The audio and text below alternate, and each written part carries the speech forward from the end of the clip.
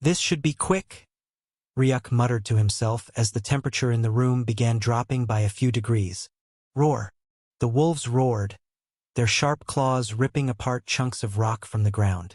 In response, Ryuk raised his right hand, stretching it forwards, and it was quickly encased in ice, forming the shape of an ice claw. Vroom! The air where Ryuk had stood was cleaved into nothing by the wolves' violent attack. But in an instant, Ryuk appeared where the wolves had just been, his right hand gripping the head of one of them. It trembled and fought back furiously under Ryuk's iron-like grip. Then, the ice covering Ryuk's hand spread toward the wolf's head, quickly meandering through the rest of its body before swallowing it up completely. Ryuk clenched his hand. Creak! Cracks raced across the wolf's frozen form, and in an instant, its entire body exploded into glass-like shards, blasting across the area. Ryuk turned his head slowly to the remaining wolves, his right eye glowing with a cold, ivory light. And then, vroom! The air warped as he burst forward with speed, spearing directly toward one of the wolves. It reacted, claws slashing toward Ryuk, but Ryuk's claws connected first, ripping through the wolf's chest and continuing through, tearing its entire body apart. Roar! Suddenly, the air behind Ryuk's neck snapped as a massive wolf's maw crashed downward toward him. But the entire head of the wolf was blasted apart, a shock wave of blood spraying to the side as Ryuk's icy claw tore through its skull, smashing the body aside and leaving a crater. The wolves' number was now reduced to 2, but they reacted fiercely and fearlessly, charging toward Ryuk with bared fangs. Suddenly, pointy ice crystals shifted out from the void behind Ryuk, encasing the entire space entirely. He raised his hand upwards and then swerved it downwards. Vroom! The air exploded as the 2 wolves had their vision blinded by the sharp explosion of crystal shards. In an instant, they were pierced through and slammed into the walls before further being impaled by dozens of ice spikes. By the end, their bodies had been reduced to scraps of fur, blood, and tissue, raining down the walls, until they fizzled into glowing holograms. You have successfully passed the C-ranked adventure test with an excellent score, Ryuk Null. You will now be transported to the B-ranked adventure test.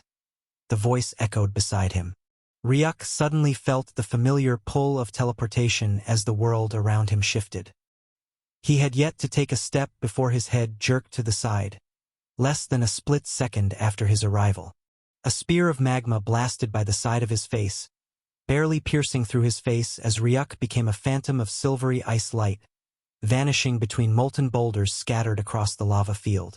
But then undersir. He barely had a second before the platform beneath him burst open, and he was thrown roughly into the air. Roar!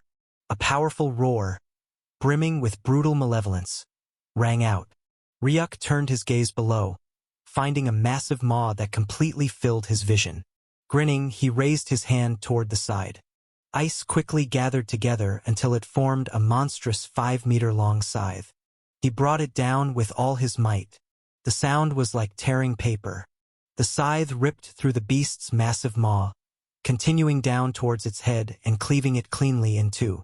Ryuk landed on the lava, ice quickly gathering beneath his feet, stabilizing his descent amidst the sound of steam being released. Boom! The entire lava pit shook as the colossal beast collapsed into it. 2 Cataclysm stage experts, along with dozens of Dominion stage experts, for a B-rank test. Pretty much an overkill for a Cataclysm stage expert, Ryuk muttered as he stood at the edge. Before him, a sea of lava boiled, and from beneath its surface, crimson glowing eyes surfaced. Creatures whose bodies resembled crocodiles, except for their jaws, which could open wide enough to swallow 3 entire adult males. Behind them, 2 humanoid crocodile-like figures sat on thrones, seemingly forged from cracked ground and molten lava, their disinterested eyes staring at Ryuk from afar. This should be interesting, Ryuk muttered as the lava waves surged and dozens of massive crocs suddenly lunged at him with frightening speed. Activate Frozen Physique. At his command, a pale light surged across the surface of his skin, as it quickly crystallized into an armored shell of translucent ice. 2 more arms, one below each of Ryuk's original arms, burst out in an instant. Each new hand quickly crystallized, ice gathering and shaping into two more scythes, now wielding a total of 4 arms, all gripping deadly scythes. Ryuk looked at the approaching lava crocs who burst out of the lava, their humongous maw covering the entire space before him. "Hold tight, Void," he whispered, and then, boom! The lava beneath his feet exploded as he surged forward with tremendous speed. All 4 of his scythes jerked back. Then, they snapped forward, slashing in unison. A powerful wave of ice erupted from the swing. The charging lava crocs were instantly cleaved into 2, turned to shards of ice before they landed onto the lava, exploding into shards once they touched the lava pool below. Becoming a blur, Ryuk weaved through the lava, his body becoming a silvery blur as he delivered slash after slash of all 4 scythes. Each slash cleaved the crocs in half. Red blood sizzled into glowing mist as molten light painted the battlefield. But then, an intense sound of something approaching erupted from behind him. Ryuk spun instantly, cleaving all 4 scythes behind him, just in time to see a gigantic maw crash down toward all 4 weapons. Clamp! In one swift strike, all 4 of his scythes were clamped tightly on, and they didn't hold for a single second before they were shattered into nothing. Vroom! The air flapped once more, as Ryuk felt the claw slashing towards the side of his head. Kaboom! Real shockwaves boomed out as one of Ryuk's right hands clasped tightly against the approaching claw, stopping it dead in its tracks, and then, vroom! The air weaved as the croc monster felt himself lifted off the ground, and then, boom! The air on the path of Ryuk's arm collapsed as he slammed a palm toward the croc monster's chest. Crack! The sound of ribs cracking into pieces rang out clearly as Ryuk's palm connected with its chest, resulting in lava-like blood blasting onto his body. Yet none of it reached him, repelled by an invisible barrier. But he wasn't done yet. With both his hands and the croc monster's claws locked together. Boom! 3 more shockwaves undulated amidst the sound of ribs cracking as frost-covered palms slammed out through the air in time strikes, each in less than a second. Suddenly, he felt his hold on the croco monster's grasp slipping away as its clawed hand morphed into webbed hands, dipping with slimy liquid that caused Ryuk to lose his grip. But the monster had yet to get far away when it saw Ryuk standing a meter away in 1 second, and in the next, there were the undersides of boots slamming toward its face. They slammed into its head before it reacted, as it blasted backward toward the throne. Its head caught in between Ryuk's feet and the wall. 1 second, 2 seconds, 3 seconds later, its head was blown into shimmering red blood amidst the cracks on the walls. The monster's hand dropped lifelessly to the side. Ryuk gently jumped back and landed atop the lava. But then, he raised his hands, watching as the frost that covered his claws was soon covered in cracks and shattered to pieces. "I understand now why my frost element is weaker against Antares and the pseudo-eternal grade nulls," he muttered. "The truth is, my frost cultivation level right now is only at the initial stage of cataclysm. With the aid of the primordial frost scripture, its power could match that of an Endurthian's peak cataclysm frost energy. But the pseudo-eternal grade nulls and Antares are like Endurtha's eternity-grade monsters, and all my ice energy is only as strong as the peak of the cataclysm stage. 2 stages less than them. No matter what the technique is, the energy behind it is weak, so they're able to shatter it apart easily. It's not that the frost energy is useless when fighting high-grade opponents like I thought," Ryuk muttered to himself. He had been refraining from using his ice cultivation powers at all, even in the fight against High Scholar Emmers, because he believed that frost couldn't do much to Eternity Stage experts. The pseudo-eternal grade nulls had made short work of it, and Antares had cleaved through his frost domain like it was nothing. But now, after this fight with the croco monster, he realized it wasn't that frost energy was less practical against those fighters.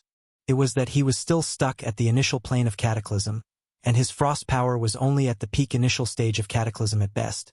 But then, he was using them against eternity-grade beings. His frost sovereign body skill and frozen physique weren't weak. It was the energy behind them that was. If that's the case, I need to find a way to raise my frost cultivation level to preferably the eternity stage too. Then, I'll be able to truly use it against more powerful opponents, he thought to himself. But suddenly, kaboom! His body was suddenly blown off like a kite as a kick smashed into the side of Ryuk's rib, sending him flying through the lava, crashing into the opposite side of the wall. The croc monster's eyes flashed in ecstasy as it slammed straight into the walls where Ryuk had crashed in. But then, Ryuk's figure glitched and reappeared where it was standing a second later after it kicked off. Except now, there was a new object in Ryuk's grasp. A 1-meter-long croc hand sprouting blood. A groan of pain rang out as the croc monster landed crouched onto the ground, looking at its right arm, whose shoulder was exploding with blood. It had thought to continue up with its sneak attack, but had lost a hand in an instant. Sorry, croc monster, but Cataclysm stage experts aren't my match, Ryuk stated.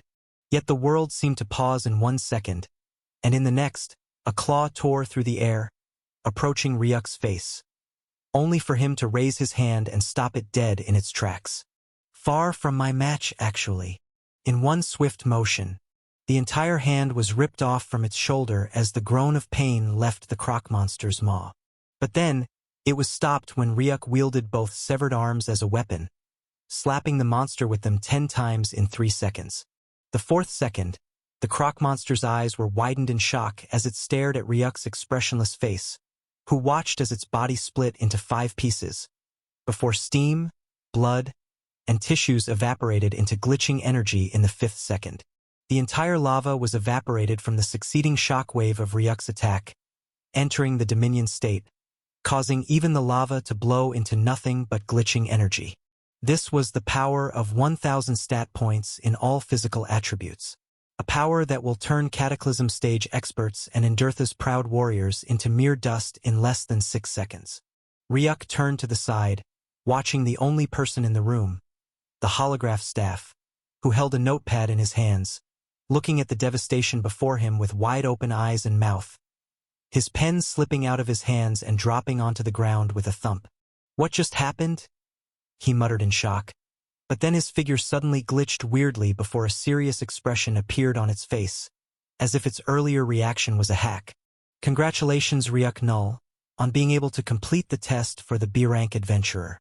You will now be automatically sent to the A-rank test, the figure said, as Ryuk watched the environment change once more.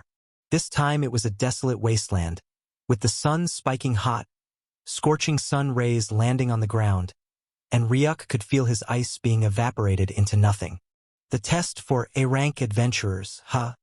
I can sense even my ice energy here is about 50% less effective. If so, then an expert at the Cataclysm stage of ice cultivation should not be able to pass this. I can easily win using my body's strength, but then that'll be too suspicious. I'll forfeit here, Ryuk thought to himself, as he looked into the distance to find a single monster approaching him. Thump! Ryuk's eyes narrowed as he turned to his feet on the golden sand, noticing that his entire body was jumping up by an inch with every single thump reverberating through the ground. He raised an eyebrow, looking at the monster walking toward him. What type of monster is this? Ryuk wondered, brow furrowed as he stared at the walking calamity approaching him. It was a humanoid creature about 10 meters in height. Each arm, as long as 5 meters, ended in claws so gigantic they were around a meter in size, each claw nearly half as tall as Ryuk himself. The creature's head was a crown of horns, with 2 especially eye-catching horns jutting from both sides of its head and curving downward in an open angular arc. Its eyes burned a bright yellow, and where its mouth ought to be were golden teeth, clenched together tightly to form a permanent, grinning monster face. It was the first monster Ryuk had seen grinning instead of snarling. At the center of its chest, there was an eye-catching golden whirlpool, rotating within, seemingly the core of its power. Around its body, shadowy particles undulated. But then Ryuk's eyebrows furrowed as he tried to sense what that energy truly was, and upon realizing it, he unconsciously backed up 2 steps. That energy, that's no shadow energy. That's abyssal energy. Ryuk thought in shock, his eyes narrowing, confusion flashing through them. He knew well this was but a holographic world and none of these things were real, but still he was surprised. The entire world knew that only the nulls could control abyssal energy. There should be no other graphical representation of a monster oozing with abyssal energy save for the nulls. Yet here was a monster walking toward him, grinning from ear to ear, while emanating a crazy amount of abyssal energy. Any cultivator might have mistaken that energy for shadow energy, but Ryuk could feel it in his bones. This was an abyssal monster. An abyssal monster that wasn't a null. Just what type of monster is this? Ryuk asked no one in particular for the second time, as the monster got closer and he could finally begin hearing the mind-scraping grinning sounds it made. Congratulations, host. You have come across a 65% accurate holographic image of a true fallen. A true fallen? Ryuk asked, but the system remained silent right after. Hey system, you mean like the half-fallen one, true fallen? Ryuk pressed on, and the system finally flashed. Yes, host. You already know the half-fallen one. She's a fallen angel, right? But has the host ever thought that there would be more than the half that was put in her name? I thought it was just a fallen angel title or something, Ryuk replied. No. The fallen angels have their hierarchies, according to the information newly revealed in the system's database. The half-fallen one, Morgan's mother, is a half-fallen in the fallen angel hierarchy. But this monster is a true fallen one in the hierarchy. The system said this, and Ryuk's eyes flashed in shock. Yet, in the very next instant, all of the hairs on his body stood on end as he felt an aura undulate just an inch before him, as if his face had been placed an inch before a furnace. The monster, which Ryuk had calculated would take about 10 more seconds before reaching him, suddenly teleported before him. And now, instead of immediately attacking, it simply looked down on Ryuk from above, as Ryuk raised his head to see the smiling fallen. Kakik! A bizarre grin left the monster's lips, as he felt the overpowering abyssal energy. It didn't pale in the slightest to that of the Null King he had fought before. And a second later, a total of 10 circular shockwaves appeared where Ryuk was standing, and a figure burst into massive, scorching flames, blown erratically away for close to 10 kilometers, dragging through the hot earth and stacking it up until it formed a 50-meter-tall mountain. At the foot of this mountain was none other than Ryuk, his clothes reduced to rags, his eyes still lost in shock. But the next words that came out of Ryuk's lips were, "Hey, system, could it be that the fallen angels have something to do with the nulls too? Could there be a possibility of there being a link? A link where they both are abyssal creator?" Ryuk had yet to complete those words when he felt the weight of the world slam onto his head, as a pillar-like leg, covered in shadowy abyssal energy, crashed straight down onto him, cracking open an endless dark abyss where his body continued distorting downward, swallowed by the darkness. I don't know, Ryuk. Why are you so interested? You're literally bleeding from a 10-centimeter-long crack in your skull. The system shot back, but Ryuk's gaze remained unfocused. The only creatures that Endiarthians know can control abyssal energy are the nulls. This entire test is but a simulation of something most likely true, crafted by the Adventurers Guild. That means that somehow, in one way or the other, the croc monsters and the spiny wolves I fought before should be real creatures whose details were all turned into holographs. Could it be that this fallen before me could actually have been a living creature at one time in the past? Or else, how would Endiarthians have gotten the imagination to put in a monster who controls abyssal energy apart from the nulls? Even I only know there are other creatures that control abyssal energy apart from the nulls because of the Metasla world. Endiarthians shouldn't know of any race that can use abyssal energy. So just who? Just who crafted out this holographic world? And there's a hierarchy in the fallen angel that can control abyssal energy instead of apex energy? Ryuk continued muttering as he felt his body finally stop crashing through the earth. He slammed down onto the surface, buried within the sand. Boom! The sound of the earth sinking rang out once more as he burst out of his head from beneath the sand, only to see those shining golden eyes walking toward him with the same twisted grin. This is really interesting. A grinning abyssal creature with power at the eternity rank being used as the test to become an A-rank adventurer was overkill. Ryuk more than knew that, as he rose up to his feet to face the creature. He had planned to lose this fight, but before that, he wanted to see just what this creature was capable of. And without wasting a single second more, his hands stretched to the side, as ice conjured over them, soon taking the shape of a single 2-meter-long spear. When Ryuk gripped the spear, about 100 more spears appeared in the air behind him in an instant. He raised up his legs and took a single step forward. Activate Draconic Grave March. Thump. Kaboom. The next step the grinning abyssal creature took resulted in a gigantic crater opening up in the ground. Its body suddenly crouched downward with force, and right then and there, Ryuk shot out like an unleashed bow, flinging the ice spear forward. Like a wordless command, the remaining 100 spears instantly followed after that single spear, as the creature raised its head to the sight of the approaching spear and suddenly, Kakik! Its grin widened even more as the first spear appeared before it, yet its claw instantly moved up and roughly grabbed the spear ahead, and then, it crushed the entire head off the spear with a single clamp. Ryuk's eyes flashed when he watched the remaining 100 spears following the first spear suddenly all have their heads also crushed, even though they had yet to reach the abyssal creature, before they all blew into nothing but shimmering ice crystals. In one single move, his ice attack had been ripped apart. Well, I only needed that to deceive anyone watching this anyway. Ryuk muttered to himself as he became a blur, flashing towards the crouched creature and appearing in an instant. In the next instant, his fingers snapped together, curling into a fist, and then, vroom! 3 circular shockwaves appeared in Ryuk's hands as he lifted up the punch towards the chin of the creature.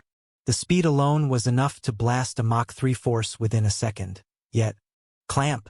The sound of hard clamping rang out as the abyssal creature turned its head downward, its maw opening up and then clamping tightly against Ryuk's punch. Immediately, the ice Ryuk used to cover his fist was instantly reduced to nothing, as his eyes flashed, watching as the power he laced into his punch was being torn through. But then he decided to reinforce the punch with more power when his gaze snapped to the chest of the creature, and in the next instant, vroom! The air flapped wildly as Ryuk quickly raised his other hand to cover his face when the sound of the air being pierced rang out as a powerful beam of golden light burst out of the golden core on creature's chest, slamming into Ryuk's hands and instantly sending him flying. Boom! The ground beneath him gave way as he took 3 steps backwards, eventually bringing himself to a halt. Raising his gaze to his arm to look at the deep scorch mark that appeared on his skin, amidst the cracks all over. Cracked my defense. You get too distracted in fights recently. This should teach you a lesson. The system notification suddenly flashed as Ryuk's eyes widened in shock when he felt the laugh echo behind him. Kakik! He turned swiftly as he crossed his hands together, but before they could be crossed completely, the ginormous claw crashed straight into Ryuk's entire torso, carving 5 deep lines through him as he was blasted off his feet. The abyssal creature looked at its hands, seeing the shimmering Nibotes pieces amidst red blood, before it flung it into the ground and continued walking toward its flying prey. Kaboom! The ground was once more cleaved through as Ryuk slammed into it, buried within as his eyes, his remaining right eye, looked up into the sky. You have to stay more focused and treat things like a life and death battle like you used to. Drifting off and acting like you've got everything under control is a lazy habit that will hit you bad when you face a truly strong opponent. Don't cultivate it. The system notification flashed before Ryuk's gaze, and in the next instant, the ground beneath him crumbled even further as his entire body jerked upward from the ground by an insanely released force, and he got back onto his feet. 5 long marks stretched over his entire torso, going from his waist up to the right side of his eyes, revealing shimmering Nibotes. But then they began to close up, soon completely covered up as Ryuk turned to look at the grinning abyssal, who continued its slow walk toward him. You're right. I should always take every fight seriously, Ryuk thought as his wild expression descended into a neutral one before. Who? He took a calm breath, stretching his hands forward while lowering into a wide, grounded stance, serene and fluid, like a Tai Chi form prepared for war. His eyes slowly closed. When they opened back, they opened to the sight of the abyssal creature arriving an inch before him, as he calmly raised his head to the sight of the monstrous claw slashing downward toward his head. Taking a simple step to the side, Ryuk's body weaved, the claw barely missing him by an inch, and then his hand flashed downward as his elbow slashed upwards toward the abyssal creature like a blade. It connected, making a powerful ding sound as if metal and metal had clashed together. Ryuk watched part of the abyssal energy covering the creature's hit part disperse, amidst tiny cracks, but then, the air above him was blown apart as a claw weaved by his head, barely missing him as Ryuk dodged down just in time. His hand fluidly reached for the ground a split second later as he did a backflip, his leg slamming toward the creature's jaw. With insane reflex speed, the creature jerked back its head, avoiding Ryuk's kick by an inch, before instantly following after him, its huge claws blasting out once more. Ryuk shifted back to his normal form, as he raised his hand to the side of his head, blocking the claw, before immediately kicking it with his right leg toward the creature's exposed core. It surprisingly didn't block it, as if wanting him to kick through its core, but just an inch before Ryuk's leg could touch it. He suddenly twisted his knee joints as his legs took a curled turn and slammed down toward the creature's cheek instead. Kaboom! Thump! This time, it was the abyssal's turn to take a step backward as it shifted to the side 3 times before coming to a stop. Now that's more like it. Kakik! Instead of anger, the grin grew even wider as its core suddenly undulated with a golden light phantom. It proceeded to cover an area beneath its armpit and below, and in the next instant, Ryuk watched as the golden aura congregated together to form 4 massive golden-colored arms ending in ginormous claws. Identical replicas of its normal hands, except golden in color instead. But it didn't end there. It watched as the golden aura continued down to its feet, enveloping them with light, as golden cracks brimming with energy appeared all over the creature's legs. Ryuk observed the transformation with his eyes, his body remaining in the same stance. A transformation ability that increases his energy wave by 3 times. He thought to himself as he watched the creature seemingly disappear into the void to appear before him. This time, it wasn't just a claw that blasted out towards Ryuk. It was a total of 3 that reached for him, and then 3 more followed behind a second later. Ah! Ryuk inhaled a sharp breath of air as his eyes flashed with light, and instantly, both his arms moved out. Slap! Boom! To the heavy claws, Ryuk responded by stretching both arms, and his palms gently made contact with the hands before they were brushed off to the side with their own force.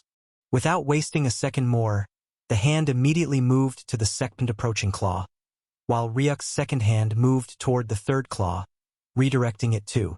It took time to explain, but both fighters' hands had turned into a blur by how fast they were moving. Ryuk's twin hands had become 6, moving about in the air like tiny threads, smoothly, easily. His expression never once betraying the slightest ripple of emotion. The abyssal creature noticed Ryuk blocking and tried to retaliate, responding by increasing its speed and power even more, hoping to overwhelm him. But after more than a minute and hundreds of claw slashes, it still failed to land a single attack on Ryuk. It was almost like increasing its speed would result in Ryuk also increasing his just enough to match. Realizing that, it suddenly jumped backward for a meter before its pillar-like leg instantly kicked towards Ryuk. I expected that, Ryuk thought silently as he fluidly shifted to the side, the blast soaring behind him. But suddenly, the abyssal rotated in motion, swinging the leg toward the side, the power enough to send his hair flaying all over. But it was like Ryuk had also expected that as his motion shifted from moving to the side, to going down as the kick barely waved past him. Its back was now fully revealed when its strike failed, a perfect chance to retaliate, but then Ryuk only smiled, choosing to hold his stance instead. A split second later, the abyssal delivered a back kick, with incredible speed, reaching for Ryuk. But then it never connected, as it paused just an inch from Ryuk's face, its entire length exhausted before it was taken back. Thump! The abyssal creature took heavy steps as it turned to face Ryuk, its 6 huge arms resting by its sides, staring intensely at his battle stance before suddenly, golden light bloomed at the core of its chest. Ryuk's eyebrows knitted as he noticed a golden flash laced with runic lines appear in the creature's golden pupils. It suddenly shifted into the same exact form as Ryuk himself, both its arms stretching downwards. Imitation? How good is it, though? Ryuk muttered as he took the first step and slammed out a palm toward the abyssal's head. But then, one of its arms threw forth, redirecting Ryuk's punch, and the other slashed toward his head, swinging down. Ryuk tilted his neck back, dodging the slash by an inch from his nose, before his other palm pierced forward once more. But then, boom! The palm was instantly met with a grab by two of its large arms. Ryuk tried to jerk back his hand, but it stubbornly held firm. Immediately, the abyssal creature shifted from Ryuk's Taichi-informed pose into a full standing form as it grinned mockingly at Ryuk. A grin that says, "Got you." Immediately, it raised two of its arms, clawing toward Ryuk from the side. But then Ryuk's body tilted forward toward its head instead of retreating, jerking backward for a few inches before, bam! It slammed straight into the creature's face, bending it backwards by more than a few centimeters amidst the sound of the face bones being cracked. But then Ryuk's eyes flashed when he felt the three massive claws cleave through his body, ripping out a chunk of flesh. Even with the headbutt, the abyssal creature was surprisingly adamant, continuing with its attack, undaunted. Ryuk's eyes flashed as he looked into the creature's eyes, and he was about to move when he halted in its grasp. Instead, and therefore, boom! Claw lacerations covered all of his body as the creature continued slashing with all six claws, left and right, delivering a massive amount of damage. Ryuk watched his body drop, bit by bit chunks of nanites and flesh being shaved off. But through it all, his head was raised. His eyes remained locked onto the creature's eyes as he watched the golden light in them flaring up to a blinding level, its grin widening even more. "Your bodily damage has exceeded mass level." The announcement suddenly rang through the space as Ryuk watched the abyssal pause in its step, the claws hanging mere inches from his absolutely battered body. "You have failed the test. Damages will now be corrected." The words sounded as Ryuk watched the scene before him suddenly shattered into countless glass pieces, before the entire world faded into deep darkness. Yet the darkness only lasted for seconds before he opened his eyes to the sight of a blank white room once more. Raising his hand to his body, he found it was without even the slightest bit of scarring, and even his clothes, which had already been torn to pieces from the test, were seemingly untouched at all. When he turned his gaze up, he found a dark-haired man whose eyes remained locked onto the notepad hovering in the air before he turned his gaze to Ryuk. Immediately, Ryuk watched his expression go from neutral to a smile as the man said, "Welcome to the ranks, adventurer. You're now the 25th B-rank adventurer of the Adventurers Guild." The sound of the elevator opening echoed through the wide hall, and from within, a figure stepped out, carrying a peculiar dark cat on his shoulders. His eyes faintly scanned the room before settling on one of the staff members busy on their devices. When his gaze caught one, he walked toward him. "Hi, what can I do for you?" the man asked without raising his face, as Ryuk replied. "I'm Ryuk. Ryuk Null," he said, resulting in the man pausing as he turned to look at Ryuk, his eyes furrowed at the dark cat. "Yeah, it's you. I remember you. So, did you get the return slip?" the man asked as Ryuk stretched out his hands, a card appearing in them, and he placed it on the table. The man picked it up, turning the card over as his gaze furrowed for a few seconds before shock flashed through his eyes. You got a B rank," the man said out loud in shock, his voice anything but quiet. But thankfully, it barely reached through the echo of the hall. Only the staff sitting nearby got the word, as they turned to look at the card before returning their gaze to Ryuk in surprise. Ryuk remained quiet as he watched the man grow back from his shock. "I'm sorry for my outburst, sir. Just give me a few minutes, and I'll print out your ID, sir," he said as he began typing quickly on the keyboard. Notice how his words have changed. Now, he's putting in sir. The system notification flashed as Ryuk nodded his head. The man had, more or less, treated him like any average Joe. barely giving him attention before and speaking to him quite normally, like a disinterested staff member would. But once he saw the card and realized he was a B-rank adventurer, that treatment had taken a 180-degree turn. This man is not an anomaly here, Ryuk, nor is he in the entire universe. With enough strength, you will gain all the respect in the world.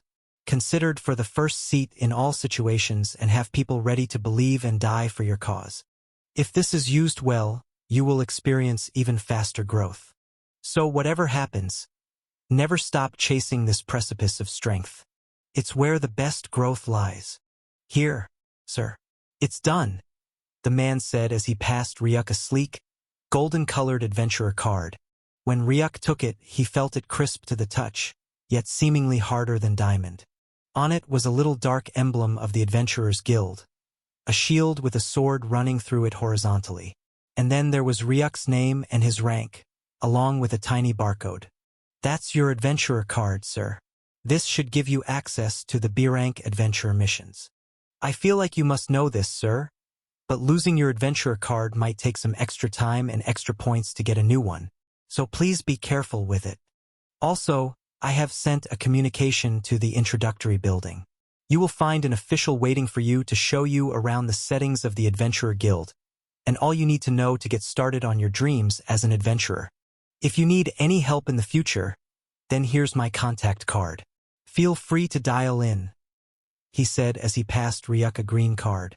Good luck, sir, he added. Ryuk nodded his head.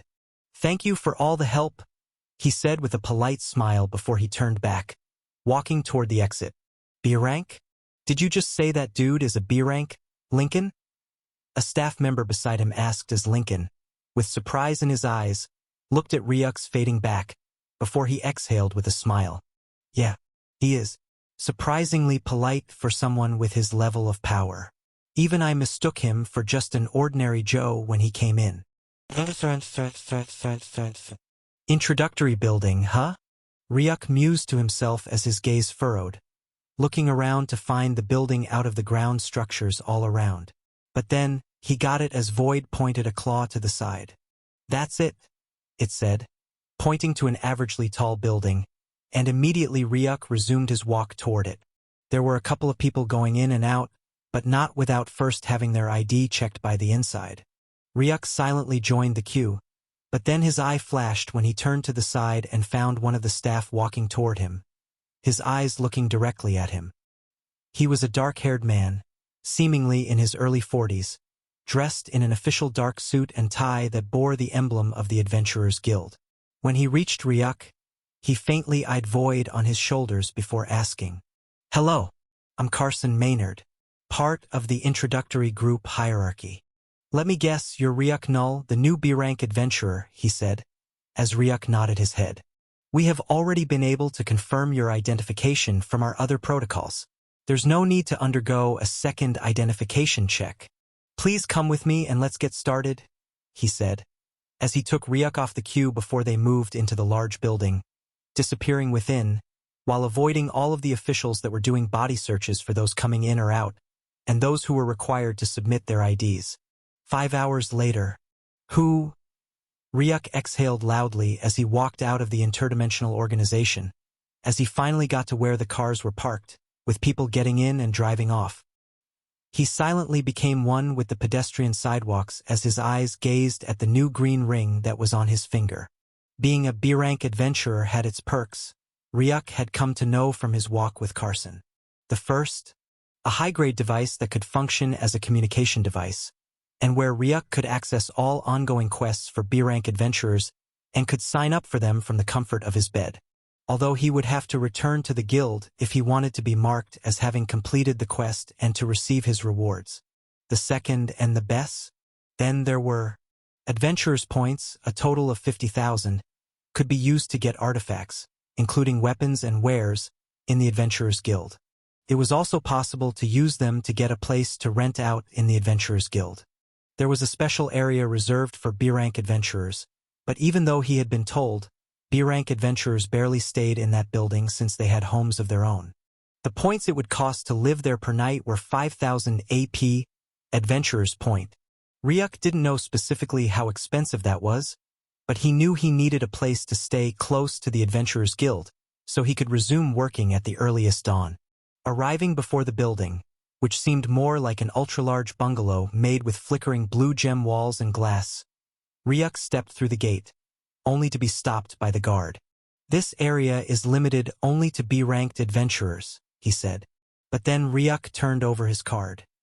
He looked at it in surprise before taking it to some sort of scanning machine that deepened into a hue of blue light, then made a loud beep sound for confirmation.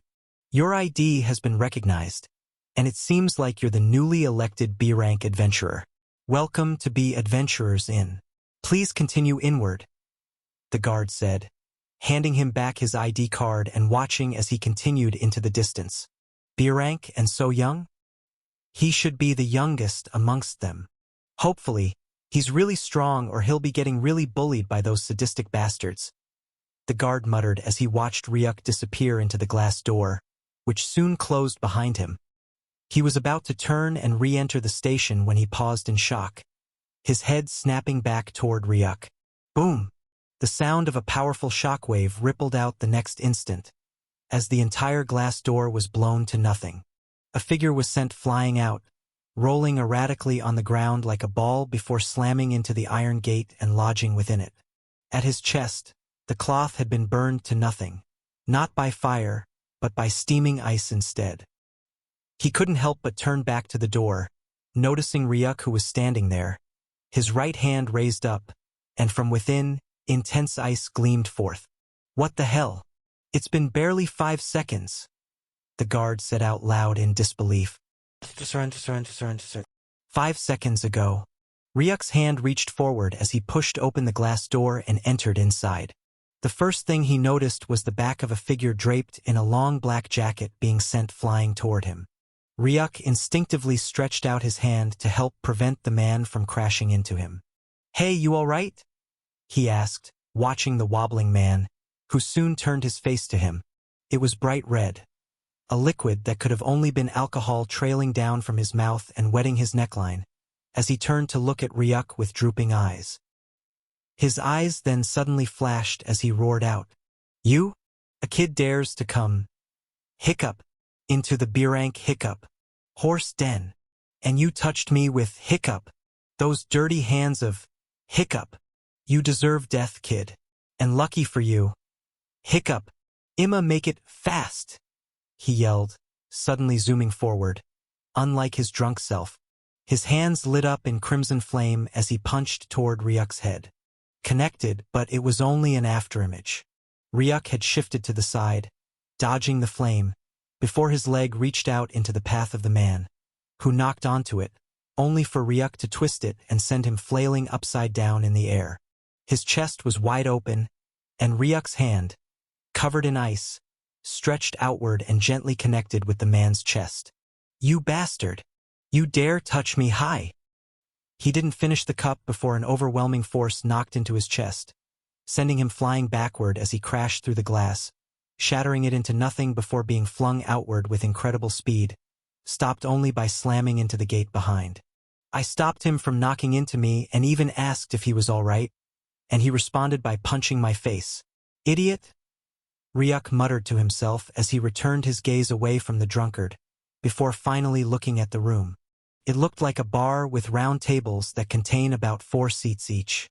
It was scanty, though, with just about 6 people sitting at the tables. 2 women and 4 other men were scattered around the place. If there was one thing common about them all, it was that each had at least 5 bottles of alcohol already empty on their table, and around 7 more to go. The room reeked of alcohol and soberness that even its extra luxurious design couldn't hide, making Ryuk wonder if he had entered the right place. But then, he looked away as he turned to look at the far end, where there was a table, and behind it sat a bartender. A gray-haired man with an eye patch over his left eye.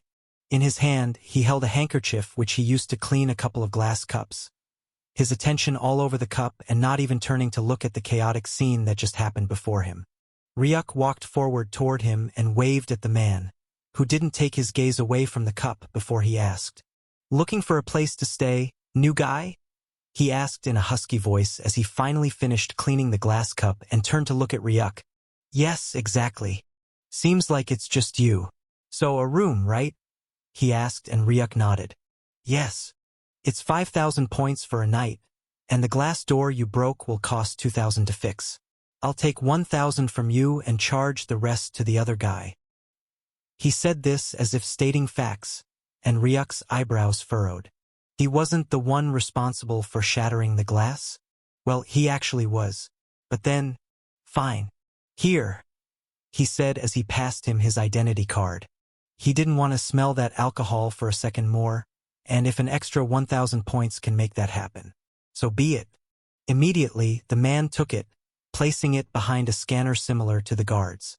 Ryuk's device beeped in his pocket. Room 27.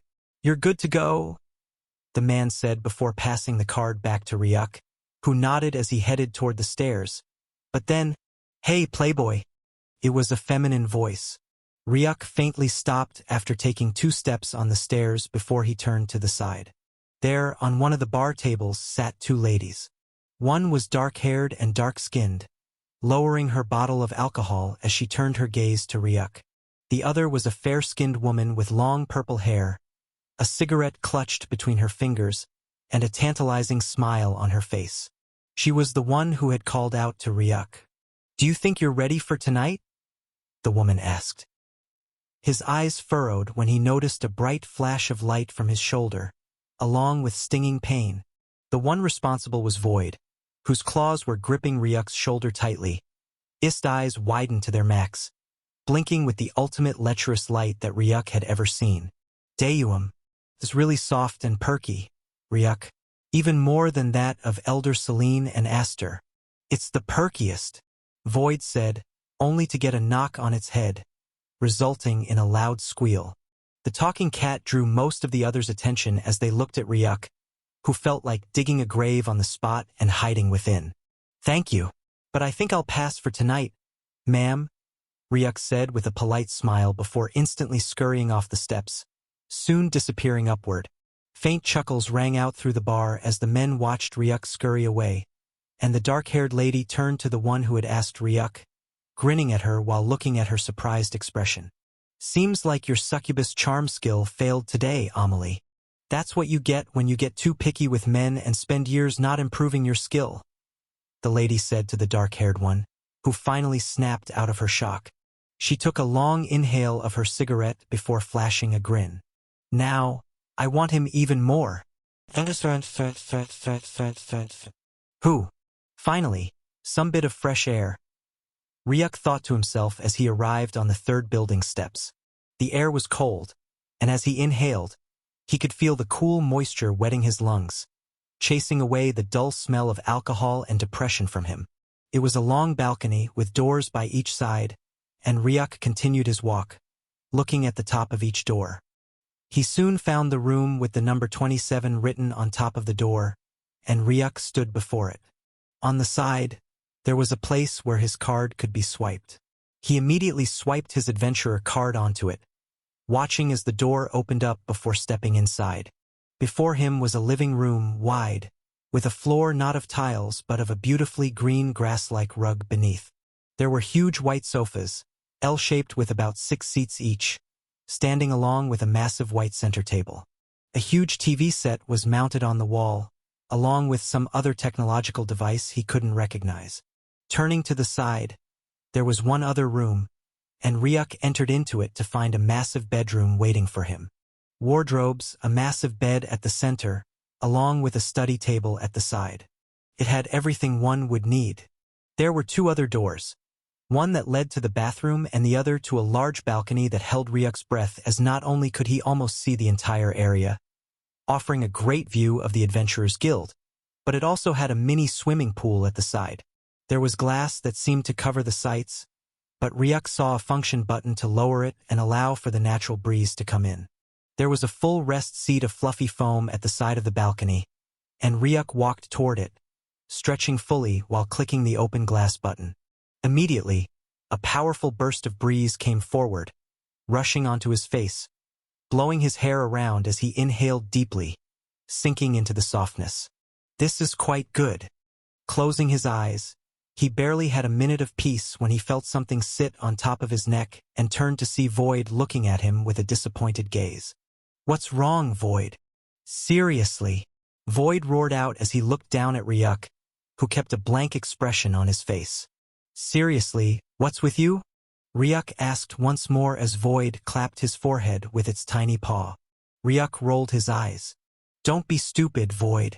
If she's at the peak of the cataclysm stage, then she's probably a couple of centuries older than both our ages combined. TCH, bullshit argument. I'd say she's definitely bustier than most girls your age. And hey, bitchless dudes don't get to be too choosy.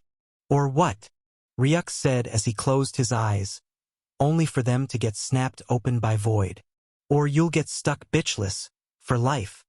He said that last part like an evil grin, expecting something from Ryuk, who kept his dull expression before shrugging it off. Hey wait, you're not even thinking about my words. Something is wrong somewhere. No bitchless dude should be like this. Void uttered to himself as it went round and round, muttering wildly while Ryuk could only grin cockily at the dumb kitty. He loved to see it confused. Suddenly, the temperature on the balcony dropped by a couple degrees as Ryuk opened his eyes to see the image of Isha standing before Void. Hey Isha, thank God you're out. You saw everything, right? Don't you think there's something wrong with Ryuk?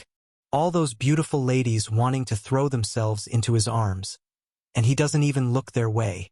I thought he was just being shy to ask before, but then he got the offer. Can you believe this dumb good actually turned it down? What's with him, anyway? I feel like there's something wrong somewhere. My cat instincts are telling me that. Void claimed as jumped onto Isha's arm, shamelessly wound around her bosom. Isha giggled at the dumb act before turning to look at Ryuk, who was grinning too. That's because Ryuk is not bitchless, Isha said, and Void's jaw dropped, turning to look at Ryuk who had his eyes closed, enjoying the cool breeze in peace. Huh? He's not bitchless?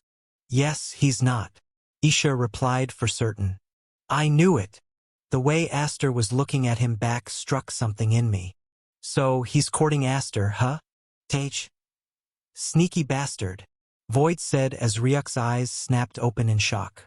Hey, watch it. What? Void asked, looking at Ryuk's expression. It was almost like a ghost had been suddenly thrown at him at night, and then he realized it was a prank. Aster isn't Ryuk's bitch, Isha said to Ryuk. Oh please Isha, don't call her a bitch, he said, reclining back in his seat as Isha giggled. So who's his bitch then? How could I not know her though? It asked with furrowed eyebrows as Isha replied. It's not a bitch. It's Ryuk's lover. Her name is Morgane, and Ryuk likes her a lot. Isha whispered as Void looked at Ryuk, noticing the goof was silent before its gaze darkened and its aura took on a deeper, more contemplative air. Void replied, Nah, I doubt that, he said, and it was Isha and Ryuk's turn to raise an eyebrow, though one of them still refused to open his eyes. Why did you say that? Isha asked. Well, because when Ryuk first came back, the first person he ran to was Aster. Not Morgane or whatever her name is. If she were his girlfriend, and he loved her enough to ignore all the other attractive girls, then she should be the first one he turns to. But she's not. Well, Aster and Ryuk are business partners. I'm guessing that could come first before most things. To get himself some peace to deal with her, I think. Isha defended, but Void scoffed. Nah, he didn't reunite with Aster for long. To be fair though, he left to the business of fighting those nulls, which I guess was really important during that time. But after that, he still didn't go check up on his lover. He came instantly for you instead. One would have thought you were dying or something with the way he sped there, Void said as Isha's eyes lit up, looking at Ryuk, but then her eyebrows knitted again. And after he got you, he still didn't look for this lover of his, and went to the Adventurers Guild directly. And now he's lying on that seat so peacefully, like a man who has gotten all he wanted in life. Where's the sign of this supposed lover? The love sounds like bullshit to me, Void stated, as Void lazily snuggled into her cold embrace, only for a dark vortex to appear an inch from its pink nose, and a hand came out of it, grabbing Void by the neck and yanking him off. "Hey!"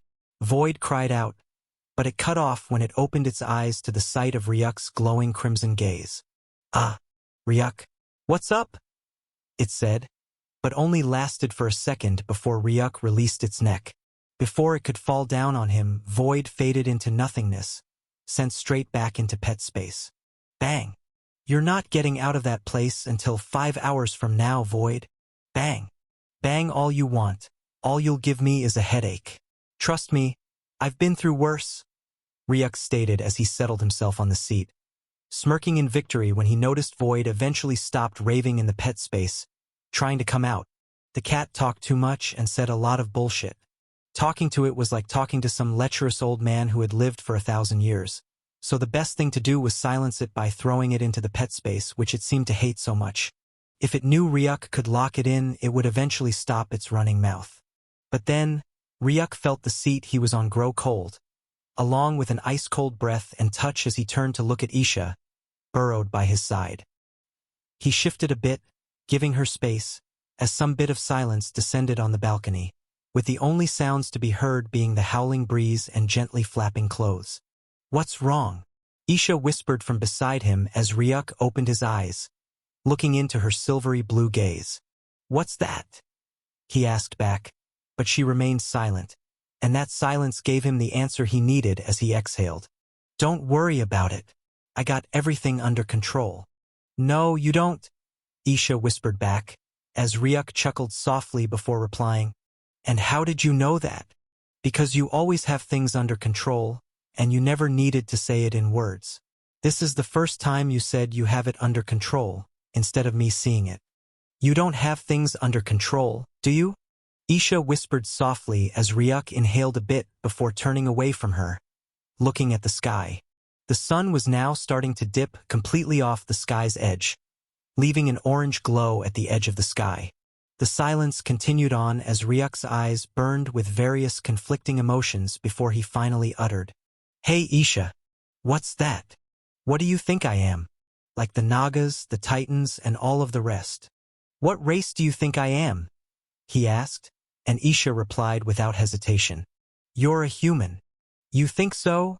he asked, and she nodded. "Yes, I sometimes wonder about the robotic component, though. You don't bleed that much, and you regenerate too fast. But through that regeneration, I catch glimpses of something synthetic, robotic components. So I'm always in doubt whether you fused with a robot or something, which is not common, but not completely rare either amongst the humans." Isha stated her thoughts as Ryuk smiled. It made sense for her suspicions. She had always been by his side and, of course, already knew about his nanobody. It should have piqued her curiosity, although she never really asked. "I have a secret I want to tell you about myself," he said to her, turning to look straight into her eyes. "I'm not human, Isha." "Oh, then what are you then?" she asked innocently, as Ryuk's heartbeat quickened by a bit, but he forced it steady. "I'm a null," he replied. The words were whispers, but loud enough for both of them, on that seat, as the breeze in the air flapped more wildly. Ryuk's gaze remained silently locked on Isha's, studying the flicker of realization crossing her face. She was gauging his reaction, hoping to see if he was joking, but that quiet seriousness and intent look were all Isha needed to know. He was being honest and not bluffing. It struck her with surprise, but it struck Ryuk with even more surprise when she rolled from the side to the top of him, giving him a deep embrace as her head rested on his chest. Each powerful heartbeat reverberated through Isha. "Okay, Ryuk. Do you not care for that?" he whispered as Isha slowly shook her head. "No, I don't. Human, null, beast, it doesn't matter. I just want you, Ryuk," she said, feeling his warm hands slide around her waist, pulling her closer into his embrace. A soft, contented smile formed on Isha's lips as she nestled deeper against him. "Thank you, Isha," he murmured into her ear. His hands began to pull away, but Isha caught them, gently keeping them wrapped around her. "I want to tell you something, Ryuk," she whispered suddenly, and Ryuk turned toward her. "What's that?" I never loved my beast form. It makes me feel like a burden by your side. Most of the time, especially when we're not in battle. I had to always remain in the pet space because most normal areas couldn't contain me. People would just stare in shock, and it would attract needless attention. Something I knew you preferred to avoid. I've been trying to find a way. That's why, when I discovered Elder Celine could shift into a human form, I wanted to get closer to her, to learn how. It was the reason I didn't argue when she offered to train me. In truth, I also wanted to learn how she gained her human form. And when I began to understand the transformation, I was so happy. I thought it would bring me closer to you than anything else. But then I heard you were gone. Tears, cold as ice, slipped onto Ryuk's chest. He reached up, wiping them from her cheeks before lifting her chin gently with his fingers. So how does it feel now? Now that I'm back, and you're in your human form? Ryuk asked softly, watching as Isha buried herself into his neck, clutching him tightly. It's warm, she whispered, and Ryuk smiled tenderly. You've gotten warmer. A breeze swept across the balcony, and silence lingered longer than either could measure. The stars began to emerge, and the half-moon bathed the balcony in its pale light. So, Isha began, stirring Ryuk from his thoughts. You still don't know how to explain things to Morgaine, do you? Is that why you haven't tried to reach her? She asked, her voice careful, almost gentle. Ryuk slowly shook his head. No, I've tried, but I can't reach her. Why? What's stopping you? She asked, noting the distant look in his eyes before brushing his snow-white hair from his face, bringing him back to the present. Ryuk sighed deeply before speaking. You might not know this, Isha, but a year ago, just before I entered the ruin portal, I got a call from Mad White. It was a warning, he said as Isha's attention peaked. He told me that on a high-ranking forum where Cataclysm stage experts are gathered, Morgaine's mother, the half-fallen one, had placed a bounty on my head. A kill order, and Mad White said the reward was tempting enough even for someone like him. That was shortly after I had some little skirmish with her and her elders. She'd asked me to fight them to demonstrate my strength. But in truth, all she wanted was for me to be beaten down, so she could impose fear and control over me. I vanished after that encounter, and 2 weeks later, the bounty was public. Mad White claimed her reason was that I'm a null. Of course, it sounded like an excuse. More likely, she wanted to eliminate any future threat, any chance for revenge. I had to disappear, lay low. That's when Asti suggested the ruin, and it took a year to complete. Now that I'm back, Ryuk paused, and Isha continued for him. You don't know whether to return to Morgaine or not. You're uncertain if the null accusation is true, if the half-fallen truly knows you're a null, or if it was just a ploy to get rid of you. And she's Morgaine's mother.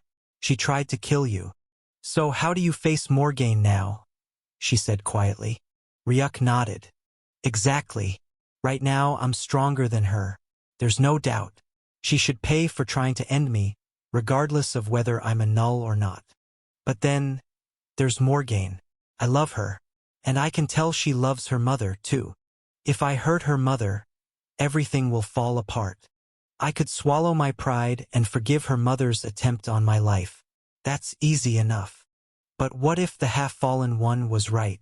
What if she knew, somehow, that I truly am a null, and told Morgaine? How would she see me now? What would she even see? A human or a null? Ryuk murmured, and Isha's brows furrowed in thought. So yes, that's why I haven't checked on her yet. I'm still unsure, so I've chosen to step back. To let things unfold naturally, he said, and Isha relaxed again against him. I never thought love could be so hard, she whispered. Me neither, Ryuk replied with a tired chuckle. Battles are simple. So many options. You can fight to the end, give up halfway and die, or just choose to run. But love? You don't know whether to move forward or backward. You get stuck, paralyzed in the middle, undecided. And the pain of thinking about outcomes that feel out of your control. It hurts more than getting a hole blasted through your chest, he added with a quiet laugh. But I know everything will align one day, just like it always does. Like all of us right now, me, you, Void. Everything will fall into place soon. He wrapped his arms around her more tightly. A soft flash of light appeared as Void emerged nearby, ready to roar in anger and go on a 10-round legendary battle with Ryuk. But it paused, taking in the sight before him. It grew still, but then snuggled up beside them in silence. It will all work out in the end. I just know it will. I hope, Ryuk silently thought, as his gaze looked up to the starlight, feeling the bristling breath of Isha and Void on his neck, and his eyes soon closed up as he drifted off into a deep sleep. A total of about 30 active interdimensional gate missions. The least pays about 20,000 adventurer points, which can be changed to star coins, with 1 adventurer point equal to 1,500 star coins? Ryuk muttered to himself as his fingers scrolled the device in his hands, his gaze narrowing at the screen. I can only choose a maximum of 3 quests per day. That should equal a potential payment of about 60,000 adventurer points per day. That should be equal to about 90 million star coins, Ryuk murmured, swiping away from the Adventurers Guild app. He opened a search engine, Toggle, and typed in, houses for sale. 3-bedroom Sky Den in Grade C. Sky Den, a compact ground-level dwelling with a sci-tech vibe. Equipped features: atmospheric glass dome. Adjusts opacity, blocks UV, and displays star maps or sky moods. Aerial drone butler. Handles deliveries, surveillance, and light maintenance. Training room. 1 private AI core for home learning/training. Total cost: 650 million star coins. 2-bedroom ground nest in Grade D. Ground nest, a cozy but tech-enhanced shelter rooted in the earth. Equipped features: seismic adaptive foundations. Shifts micro-adjustments to stabilize during tremors. Subterranean pantry core. Stores a month's nutrient packs and regenerative energy capsules. Total cost: 300 million star coins. 2-bedroom solipod in Grade C. A solar-integrated living pod for efficient eco-driven living. Features: self-healing solar skin. Repairs minor damage and maximizes energy absorption. AI climate control bubble. Maintains perfect interior conditions, even during planetary storms. Total cost: 500 million star coins. There were tons of other buildings, their images displayed alongside the type of building, the grade of the city they were in, and their total price. After scrolling for 10 minutes and being extremely picky, Ryuk finally found something he liked. A 3-bedroom, ultra-luxurious building hidden on a reclusive island. It reminded him of Morgaine's home, except instead of Gothic architecture, it was more modern with a much larger area. It had features like its own jet hangar, an aquatic showroom beneath the ocean itself accessible through the building, and a perfect geographic spot to watch auroras at night. It instantly caught his eye. Ryuk tapped the button to view the full listing. The price made him lose control of his breath. Price: 130,000,000 star coins. 1.3 billion star coins? What the hell? Ryuk burst out in shock, but soon quieted down, analyzing the situation in his head. I could manage completing 3 mission quests a day, and that's about a pay of 60,000 adventurer points. Converted to star coins, that's about 90 million star coins in a day. It'll take me about 15 days to get up to 1.3 billion. That's 2 weeks of endless mission completion. Found something you like? The voice came from behind the sofa as Isha's face popped up, her silvery gaze wandering curiously to Ryuk's device, then widening at the sight of the house and its sweeping visuals. Wow, that's pretty. Is it yours? Isha asked as Ryuk's focused look settled. It will be mine soon, he reassured, getting to his feet. Where's Void? He asked, noticing the small creature licking its tiny paw on the other side of the room. What? It responded, and Ryuk smirked. We're leaving for our first mission. I'll need you to get back to the pet space, Isha. But you'll be out the second I get out of this inn. He reached for the door, Isha vanishing as she returned to the pet space, while Void instantly disappeared and reappeared on Ryuk's shoulder. When Ryuk got downstairs, he found the bartender still there, this time flipping through some notes, with a couple of adventurers sitting at the bar. Thankfully, the woman from yesterday wasn't around as Ryuk walked over to the bartender. "Here. I'd like to make payment for room number 27 for a week," he said, as the man looked up and reached for his booking screen. "That will require 35,000 adventurer points," he said. Ryuk nodded and passed him his card. If he wanted to get serious about getting enough money to get himself a home, then it started with making sure his current place in the inn was secured. Even if it cost 35,000 for a week, it was worth it. So far, it was a place where he could come to rest after long days of work. The man swiped the card on the scanner, and Ryuk's device beeped. A notification for 35,000 points being deducted rang out before the bartender handed the card back. "Rest assured, your room will be safely yours until your time elapses. Good luck with your first gate mission," the man added. Ryuk gave a nod before walking out of the building. Once outside, he let Isha out, having already bought her a long-sleeved hoodie shirt and trousers. She followed his steps, bouncing along as they walked toward the gates while Ryuk signed up for a couple of missions. As expected, Isha drew some attention. Her snow-white skin, whiter than most, a few scales shimmering along the side of her face. But thanks to her human form and loose-fitting clothes, it was easier to walk among people without turning too many heads. The attention was there, but far less compared to her walking in her former attire. Ryuk noticed the frost wyvern bubbling with curiosity, gazing here and there. She hadn't used to come out very often before because, just as she said, she was too big and attention-grabbing. And when she achieved a human form, she remained with the Nagas, who were reclusive from the outside world. But now she could walk among humans, and not attract too much attention either. It all felt like a surreal dream to her, as Ryuk refocused on his phone, signing up for B-rank decisions with the most amount of money. 10 minutes of walking later, he arrived before the mission ground, where he was met by an official who took his ID card, confirming his request to complete the gate. Ryuk stepped into the glowing entrance alone, and disappeared within. It was finally time to begin his duty as an adventurer. "Hey! Stop around, Void! Focus on the mission. You're supposed to act as support." Ryuk's loud shout echoed across the ruined landscape of ice and snow, the sound nearly drowned by the thunderous stampede of hooves. It came from none other than an alien race, around 500 in number, marching toward them like a living tidal wave. They were a terrifying mix of man and horse.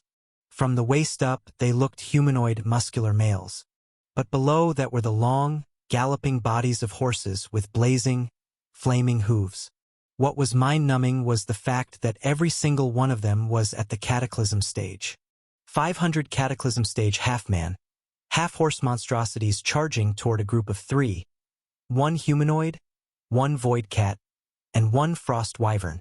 But even worse, behind the trio was a massive avalanche of ice, rushing toward them with such overwhelming power that it fractured space as it poured down. A brutal fury, seeking to bury them whole. One look at it all, and it was safe to say, they were completely fucked. On the ground was Ryuk, racing forward at an incredible speed. Sweat dripped down the side of his face, and just above him, about 50 meters up, flew a massive frost wyvern. Its enormous body cast long shadows on the ground below, and atop the wyvern sat 3 bizarre runic portals where a cat occasionally popped out, repeatedly, each time its massive claws dripping with dark blood. "Woot!" Void shouted as he popped out from the vortex again, looking down at Ryuk, who was running for his life. I said, "Stop around and wait as a support," Ryuk screamed back. Void scoffed loudly. "Don't sweat it, Ryuk. I got this." "Nah, you ain't got this. If that avalanche catches up, we'll get buried, and it'll take days to dig out.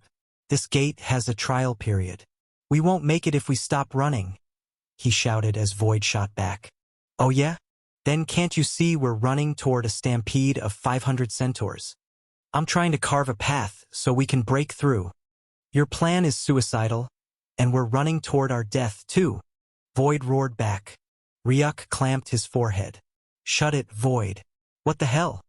Just focus on the plan and wait for my signal. Ryuki roared back as the three vortexes before Void disappeared, and he helplessly sat down atop the Frost Wyvern's neck. Tsh. So this is what an anomaly ruin gate is like. Now I'm regretting signing up for it. Ryuk thought, grinding his teeth. The situation was really bad, but the last thing he could do now was stop. If he did, the avalanche would catch up and bury him alive. There was also an army racing toward him, one willing to ignore the avalanche. And Ryuk knew exactly why. They wanted to drag him down with them, since only he was bound by the gate's trial time. He couldn't afford to waste too much time fighting through them. His only choice was, we need to teleport behind them, a massive long-range teleportation to carry us through. But they're spread out too wide. We'll still have attacks blasting at us. So we need to defend against that too. We have a total of 10 seconds to resume running once we teleport.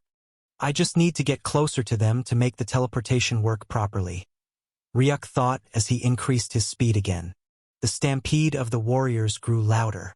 They raised their massive 3-meter-long flaming spears into the air and began hurling them toward Ryuk.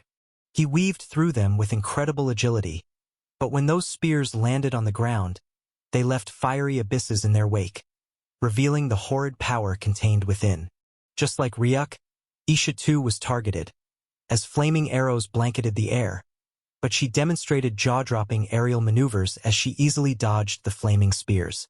They were getting closer and closer until finally, Ryuk roared in his mind, "Activate King's Aura."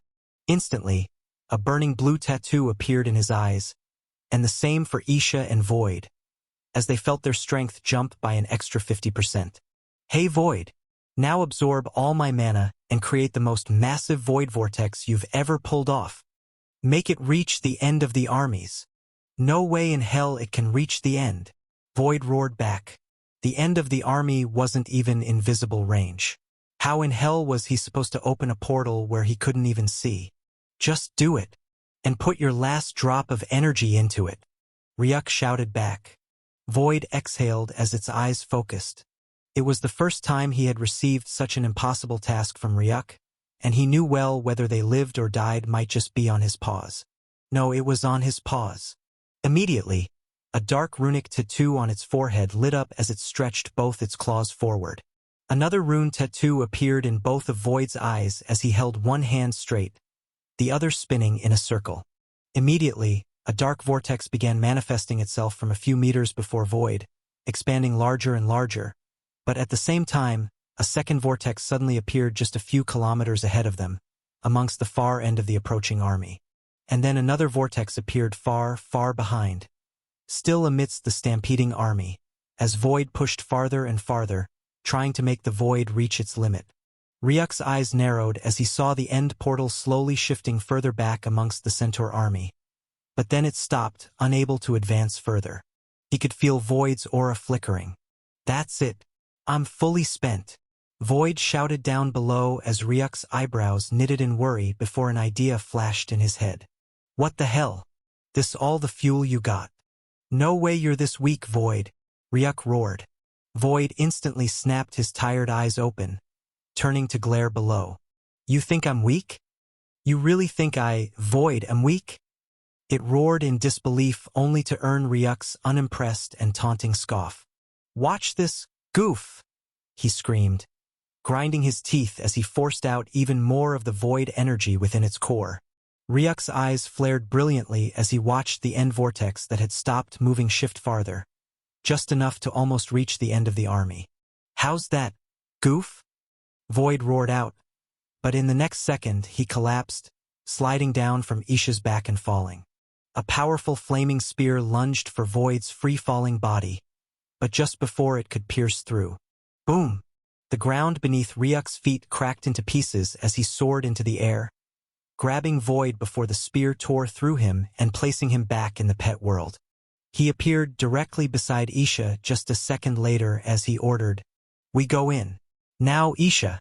Immediately, Isha disappeared into the portal, as spears rippled forward right after but failed to penetrate their figure before they disappeared. The portal instantly faded into thin air, and immediately the other portal at the end of the centaurs emitted both out. "Attack now, Isha," Ryuk ordered as he jumped down, and immediately, his legs slammed down on a centaur, crushing it into the ground and sending it to the abyss. Soar. Instantly, Ryuk dodged the various arrows shifting toward him. But then, a gigantic ice runic pentagon image appeared in the sky, and a second later, ice spears began raining down from above, impaling every single centaur around the place. Raising her wings, Isha's 4 wings folded together, and then, boom, she soared forward with speed, flashing into the distance. But not without the wings forming sharp blades that veered into any centaur that came her way, ripping them into 2 when they got too close, while her maw opened up, blasting out a pillar of ice through any centaur on her path. "Incredible?" Ryuk muttered to himself, watching the scene, but his gaze ignited as he sped up right after Isha. His will surged forward, manipulating the environment and trapping most of the centaurs within the ground or simply tripping them before crushing them under his foot.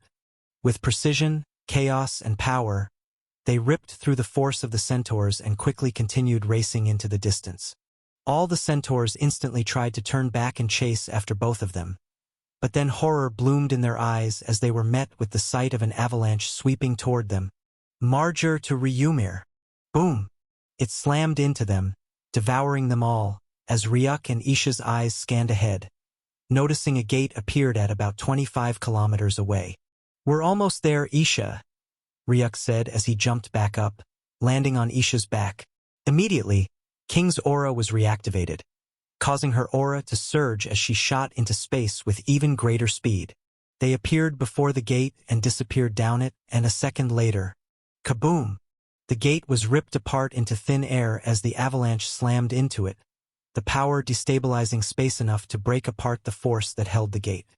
A B-rank adventurer had gone in and will resolve the issue at once. A couple of men and women, some wearing the official wear of the Adventurers Guild, surrounded the glowing red gate in the space, spinning chaotically with insane red energy while also crackling with red lightning. But then, boom! A large creature was sent flying out of the portal, rolling a couple of times before coming to a stop. Then a smaller figure emerged, slamming into it and sending it flying for 10 more meters. Is that a frost wyvern? Adventurer Ryuk? The call came from one of the Adventurers Guild officials, who asked with surprise. But then their gaze turned to the red gate, which had become incredibly chaotic, and then, boom! It actually exploded, sending space shards toward all the officials, whose eyes looked on in horror as they watched incredibly fast shards racing toward them with a momentum greater than that of bullets. If it pierced through them, it would hurt more than a rain of bullets. Their eyes snapped closed, preparing for the impact, but then, after 30 seconds of the air flaring but with no pain, they opened their eyes to the sight of a golden barrier surrounding them all, succeeding in protecting them from the space shards. The gate eventually dispersed into nothing, leaving just a healing space in its wake, and they watched as Ryuk lowered his hands, the golden barrier fading into nothing. "Hey, you okay?" Ryuk asked as he kneeled, looking at Isha.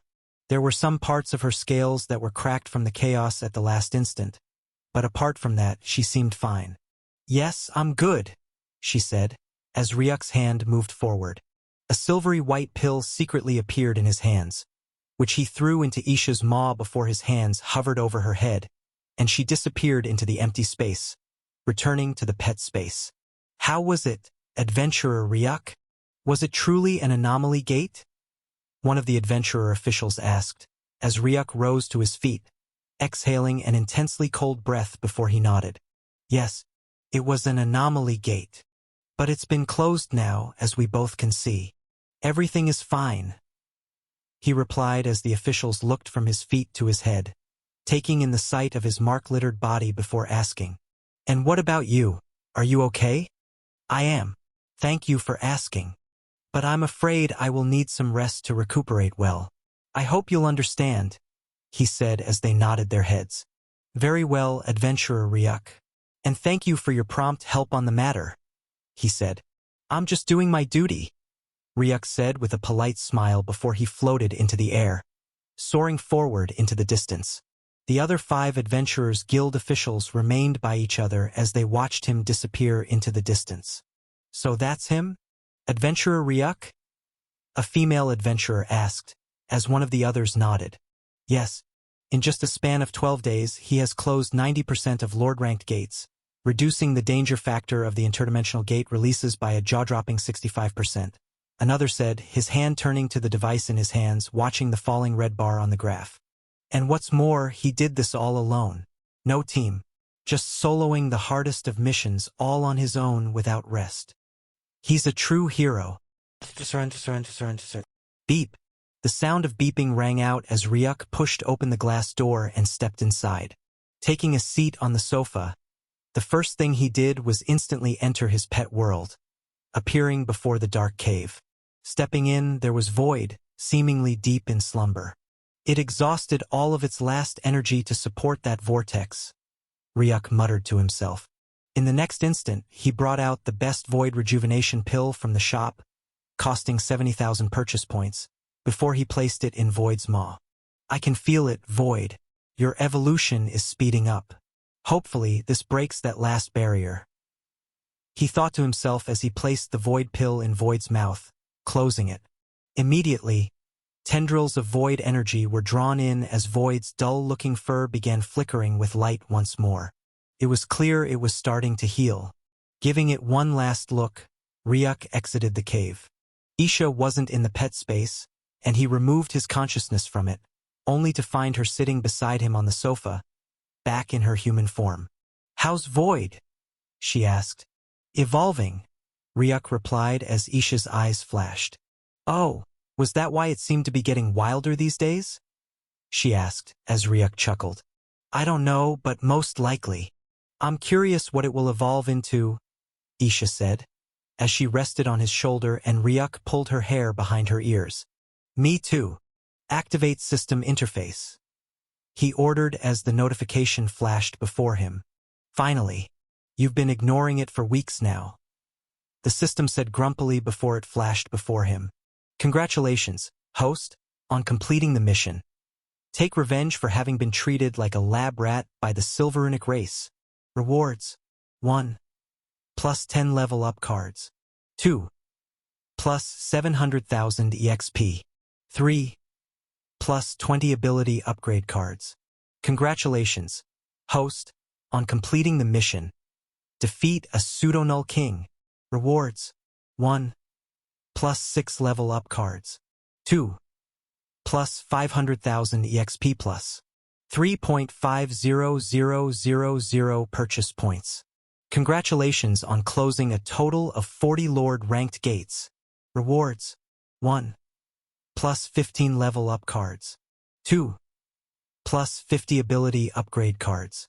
3. Plus 2 high-grade skill evolution cards. 4. Plus 150,000 purchase points. Congratulations on closing an anomaly gate. Rewards. 1. Plus 10 level up cards. 2. Plus 1 evolution card for host's pet. 3. Plus 100,000 EXP. System interface.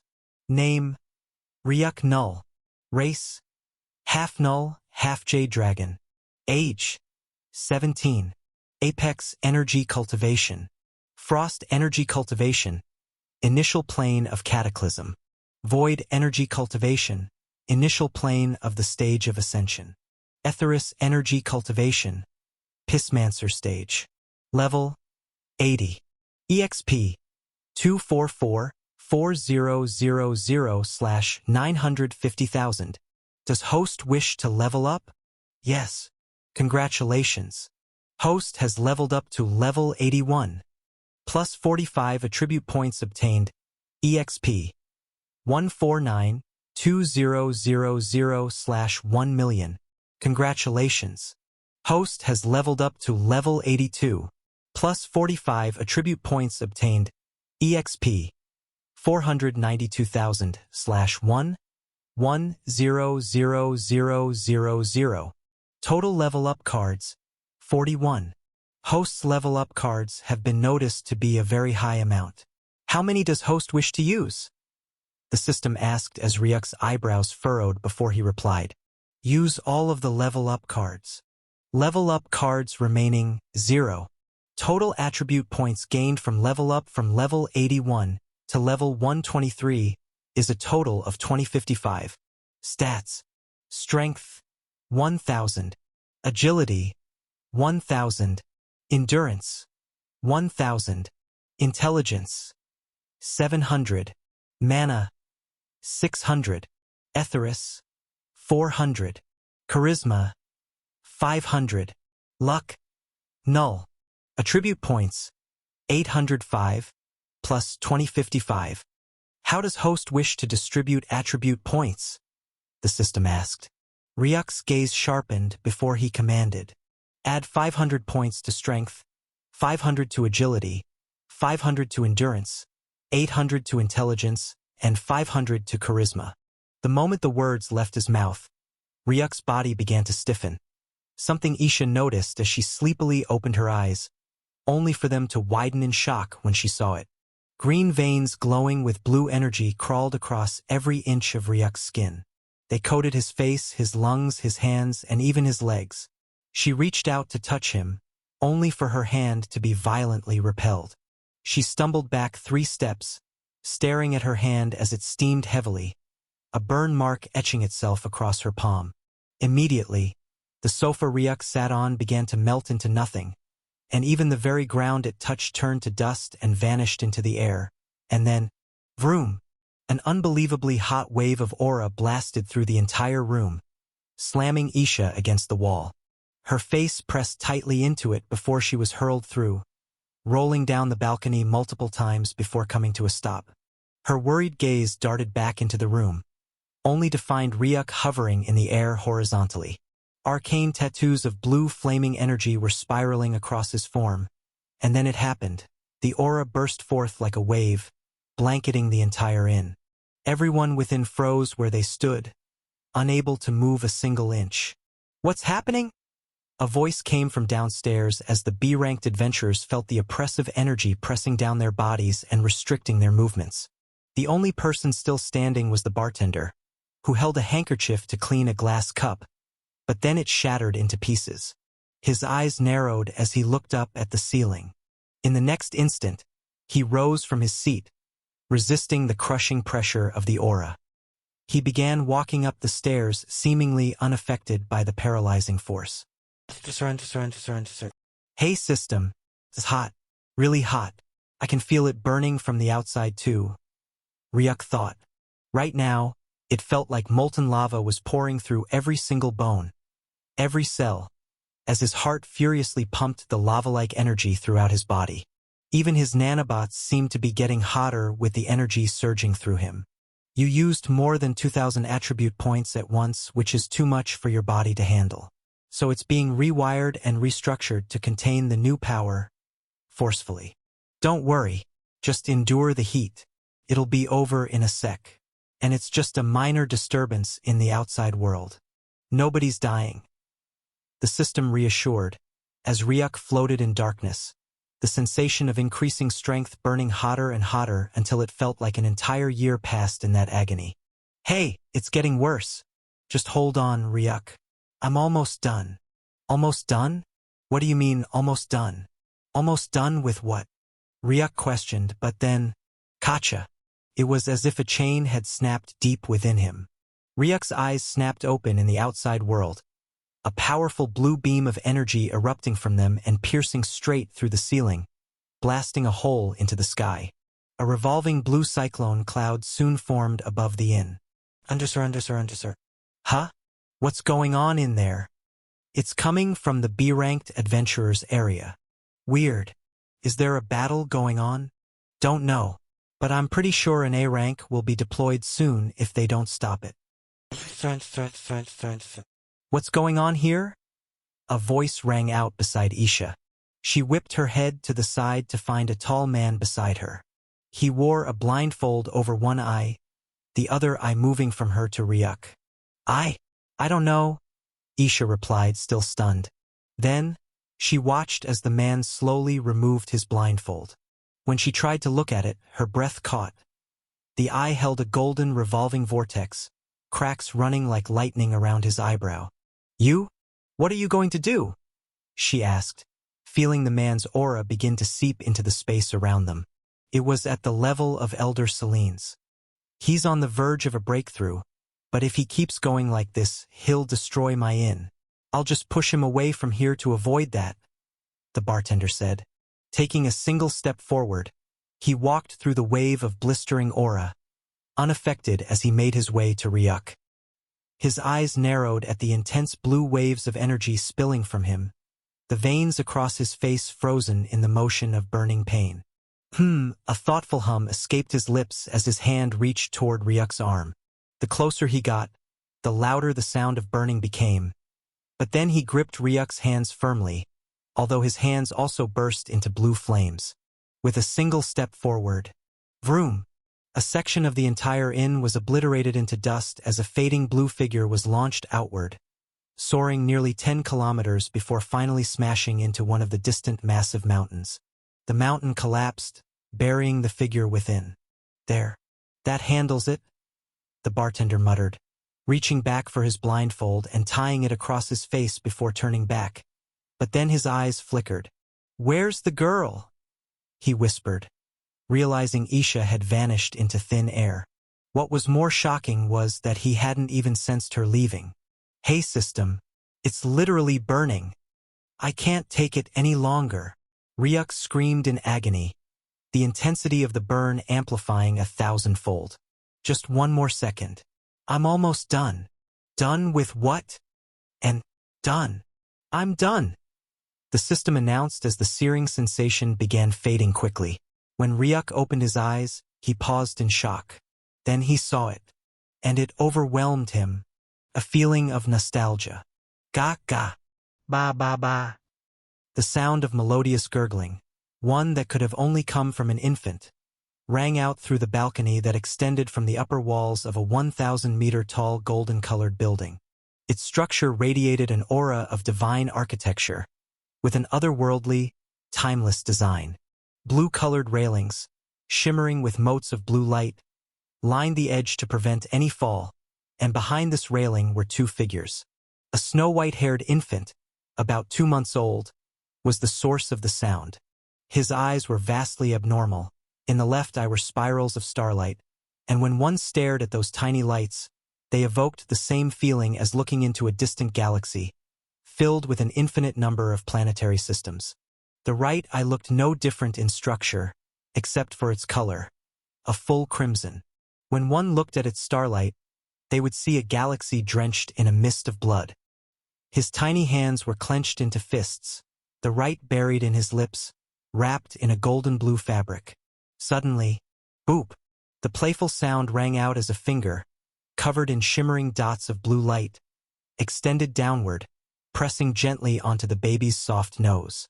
In response, the baby stretched out his stubby hands, catching the finger before attempting to draw it into his mouth, failing and erupting into loud, chaotic gurgling. The figure holding him was completely covered in glowing blue motes of light, their true appearance obscured, but it was clear that they were the one carrying the wrapped infant. Suddenly, the sound of a single step echoed before a figure, cloaked in tumultuous dark motes of light, appeared behind the blue-cloaked figure. Their arms wrapped around their waist, head nuzzled affectionately into their neck. "My love!" It was a deep, thick masculine voice that somehow felt warm and soothing, echoing through the balcony. A soft, feminine giggle followed. "A part of me still expects you to show up from a crack in the blue sky," continued, followed by a masculine chuckle. A clawed hand extended toward the infant, brushing aside his cool, snow-white hair.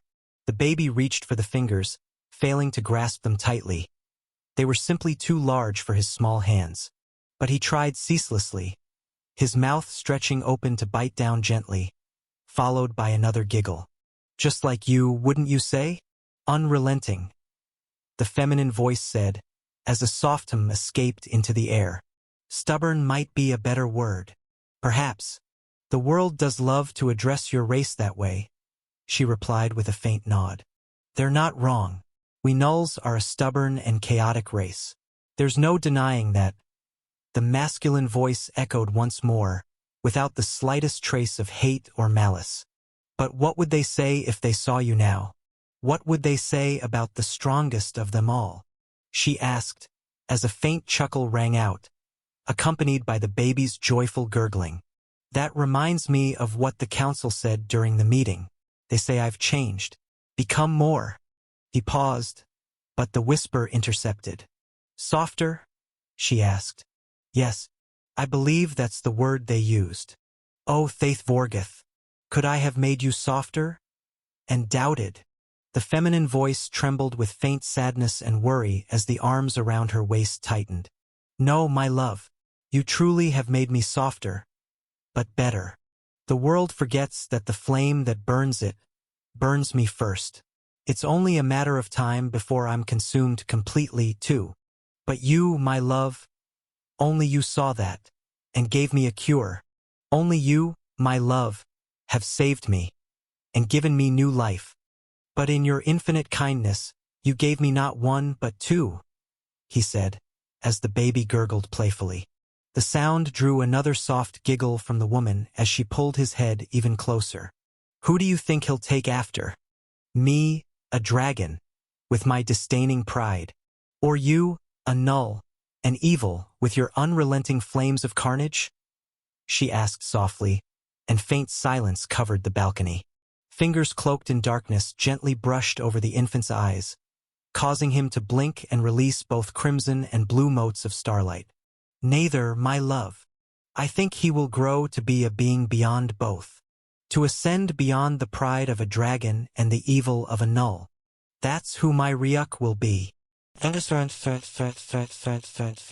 Shatter. The entire world broke apart like glass. Tear-filled eyes opened to the real world, and a golden notification panel hovered before them. I'm sorry. That's all the memory I could access with the residual power. The system notification flashed as Ryuk remained silent for a long while, his hand moving slowly to rest over his heart, feeling its steady thump. Was it real? He asked. It was. A fragmented memory of the past, albeit incomplete. Can I get more? You can. But you would need to level up massively. Up to 3,000 attribute points must be used all at once to gather enough residual power to access the memory world again. The system replied, just as the sound of shifting rocks echoed. And then, vroom! The air flapped violently as light came rushing in, forcing Ryuk to shut his eyes. When he opened them, he found a man with a half-blindfold standing before him, a hand reaching down toward him. The bartender? Ryuk muttered, taking the hand as he was pulled up to his feet. Only now did he begin to take in his surroundings. He found himself standing on shattered rocks, which could have only been formed from the remains of a broken mountain. How did I get here? I remember sitting on the sofa, he muttered, watching the bartender laugh nervously. I was the one who flung you out of the inn. The energy wave coming off you would have burned it to the ground, so I had to throw you out. But then I thought it wouldn't be nice if you woke up and found yourself buried under a mountain. So, here I am. Ryuk hummed a bit as a runic circle appeared in his eyes. Immediately, the entire world zoomed out under his gaze, quickly landing on the inn. His eyes narrowed as he looked at its state. Right now, it was half-severed and burnt out, and it was clear to see that the source of it was from his floor. If he had not been thrown out, the entire inn would have probably been burned fully to the ground. How much for the damages? He asked the bartender, who sighed before replying. 40,000 adventurers' points. And the guild will want a report on what caused such destruction, especially if it's not taken care of quickly and returned to its previous state. He sighed, but then Ryuk brought out his adventurer card. I'll pay for it, although I'd like to avoid the guild's query if possible. The bartender nodded. It's fine, he said before bringing out the scanner, quickly swiping Ryuk's adventurer card as a beep rang out from Ryuk's device. Done. You still have 3 more days before your time in the inn runs out. Just give me 12 hours and your room will be back to normal, he said before rising into the air and soaring into the distance. Ryuk looked over his shoulder before bringing out his device and looked at the points. Total adventurer points, 950,000 adventurer points. Finally, this should be enough to get what I want, he muttered. But then he watched as a figure appeared before him. It was none other than Isha, with uneasy tears still present in her eyes. She sighted Ryuk before running toward him and giving him a hug. He didn't know why she was in tears until the notification flashed. She was by your side when you decided to level up and was burnt a bit. Also, when you were unconscious, the pet world was deactivated by me, and that kept her trapped in it, unable to come out. Must have shaken her up a bit. I'm sorry for scaring you, Isha. It was a breakthrough of mine, and I didn't know it would cause such a scene. He apologized, wiping her tears as he watched her calm down before he asked, Hey Isha. Aha. What do you think about your next evolution? Do you feel it near? Ryuk asked, and Isha's eyebrows wrinkled. No. Frost wyverns are at the peak of their evolution curve. They can no longer evolve further. That's what Elder Selene said. Isha replied with a focused expression, and Ryuk lowered to her eye level. And what if there's a way to evolve you into something greater, faster, more powerful than a frost wyvern? Would you take it? He asked her. Would it make me as strong as you? Yes, perhaps even stronger than I right now. Although you might lose your frost wyvern form, and maybe your human form too, Ryuk said, as Isha's brows furrowed in thought. She then turned back to him and said, I'll take it. So far I get stronger. And stop you from being hurt ever again. Then, I'll take it. Good. Hey system. Next evolutionary path available. Evolution path model. Ice Serpent. Superseded. Ice Python. Superseded. Frost Wyvern. Currently achieved. Frost Hydra. Next evolution. Ice Wyrm yet to achieve. Ice Dragon. Peak evolutionary model. Evolutionary card possessed. 1. Does host wish to use the evolutionary card to evolve Isha from a Frost Wyvern to a Frost Hydra? The system asked as Ryuk nodded his head. In the next instant, Isha disappeared, returning to the pet space, and Ryuk's eyes slowly shut as he found himself appearing in the pet space too. Use evolutionary card, he ordered. Immediately as he said this, a bright light lit up on Isha's forehead as she immediately changed back to her true form.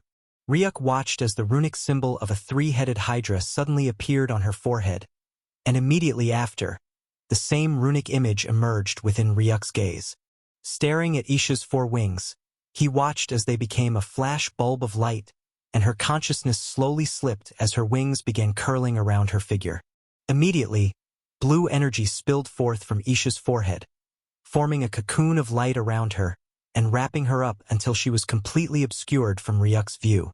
Evolutionary card has been successfully used.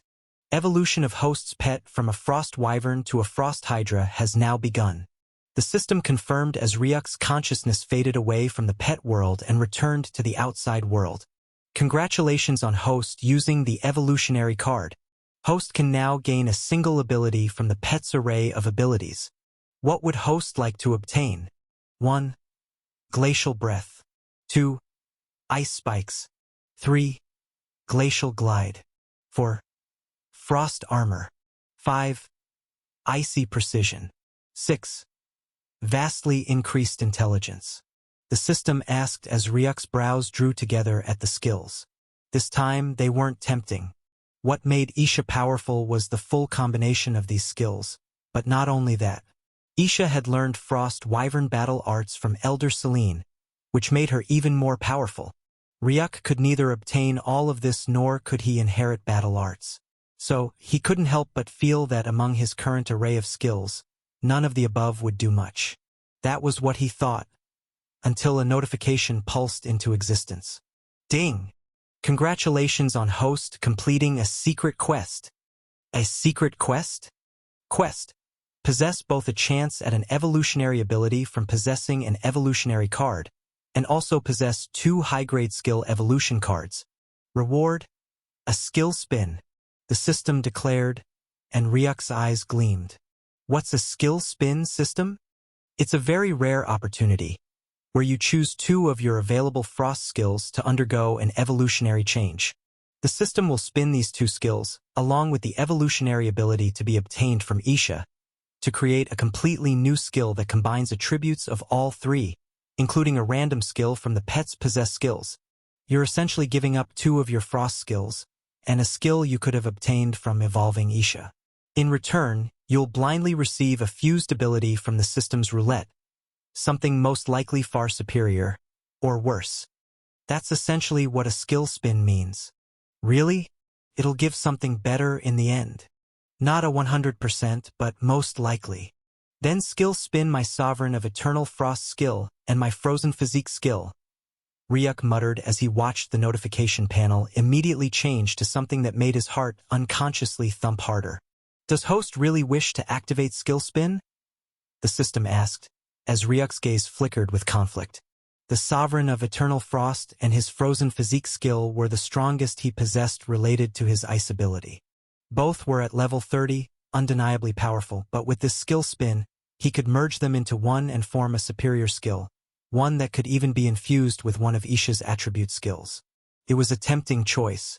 He believed that if he merged all 3 together into one, it would create something far more advanced. But then again, it wasn't guaranteed. There was a chance he could end up with something even worse. Still, after a moment of silence, his gaze steeled. Yes. Skill spin activated. First host skill. Frozen Physique. A skill that grants the user a body that embodies unyielding frost, fusing their energy structure with crystalline ice alloy. It enhances durability and grants limitless adaptability to cold environments. Second host skill.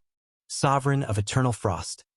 A skill that cloaks the host in a dark, swirling frost aura, exuding an unparalleled ice field that freezes the air around them and nullifies all fire and heat-based attacks.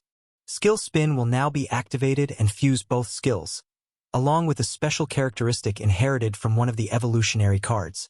A loading panel with a rotating sigil appeared on the screen as Ryuk waited, only a few moments passing before. Finally, it flashed once more. Congratulations on successfully using skill spin. Host no longer possesses the Frozen Physique and Sovereign of Eternal Frost skills. Host now possesses a new skill. True skill. Tyrant form. Frostborn Calamity Dragon. Level 1. Type. Lesser Draconic Apex. Description. Through the fusion of Frozen Physique, Sovereign of Eternal Frost, and the glacial essence harvested from Isha's evolutionary core, the host has shattered the limits of the mortal potential of frost capability. The host has obtained a lesser skill of a frost dragon. Upon activation, the host undergoes a terrifying transformation, ascending into a colossal frostborn calamity dragon, cloaked in glacial wings, glimmering scales of star crystal ice, and surrounded by a storm of eternal winter that distorts the very fabric of reality. Transformation effects. Physical size increase. Lesser frost draconic form stretches up to 60 meters long, with 30-meter wing length. Divine ice scales. Immune to all elemental damage. Reflects fire attacks with twice the force. Frostbite presence. Every breath, movement, or roar spreads absolute zero, instantly freezing buildings, beasts, and even concepts like motion or sound. Signature attack. Glacial Cataclysm. The host summons and hurls down mountain-sized frozen spikes, made of crystallized ice forged from the sky itself. Each spike can impact with the force of a falling comet. The shockwave may turn entire cities into debris. The terrain becomes a rewritten, Arctic hellscape. Cooldown. 1 hour. Can be reduced with evolution. Special breath.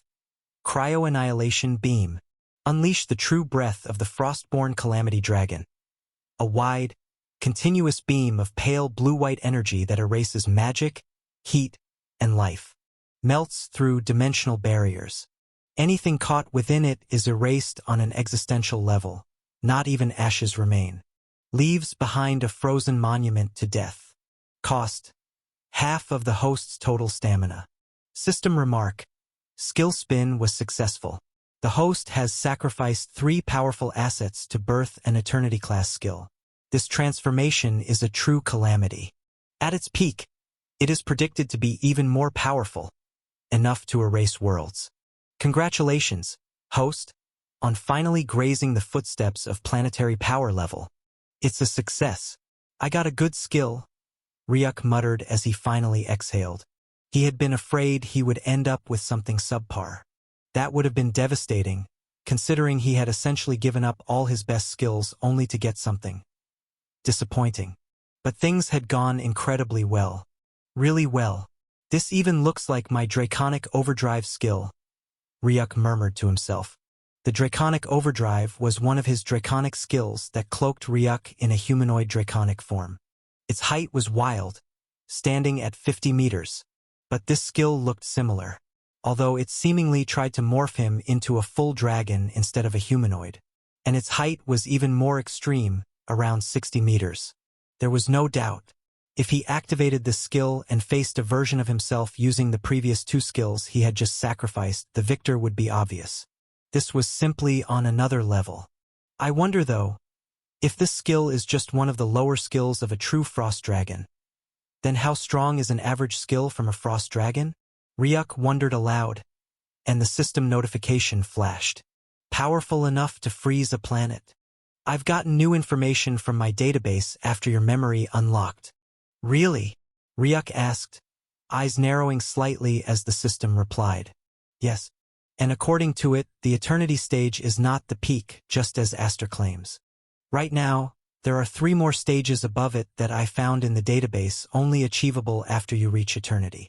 Ryuk, who was about to leave the mountain, paused mid-step. What?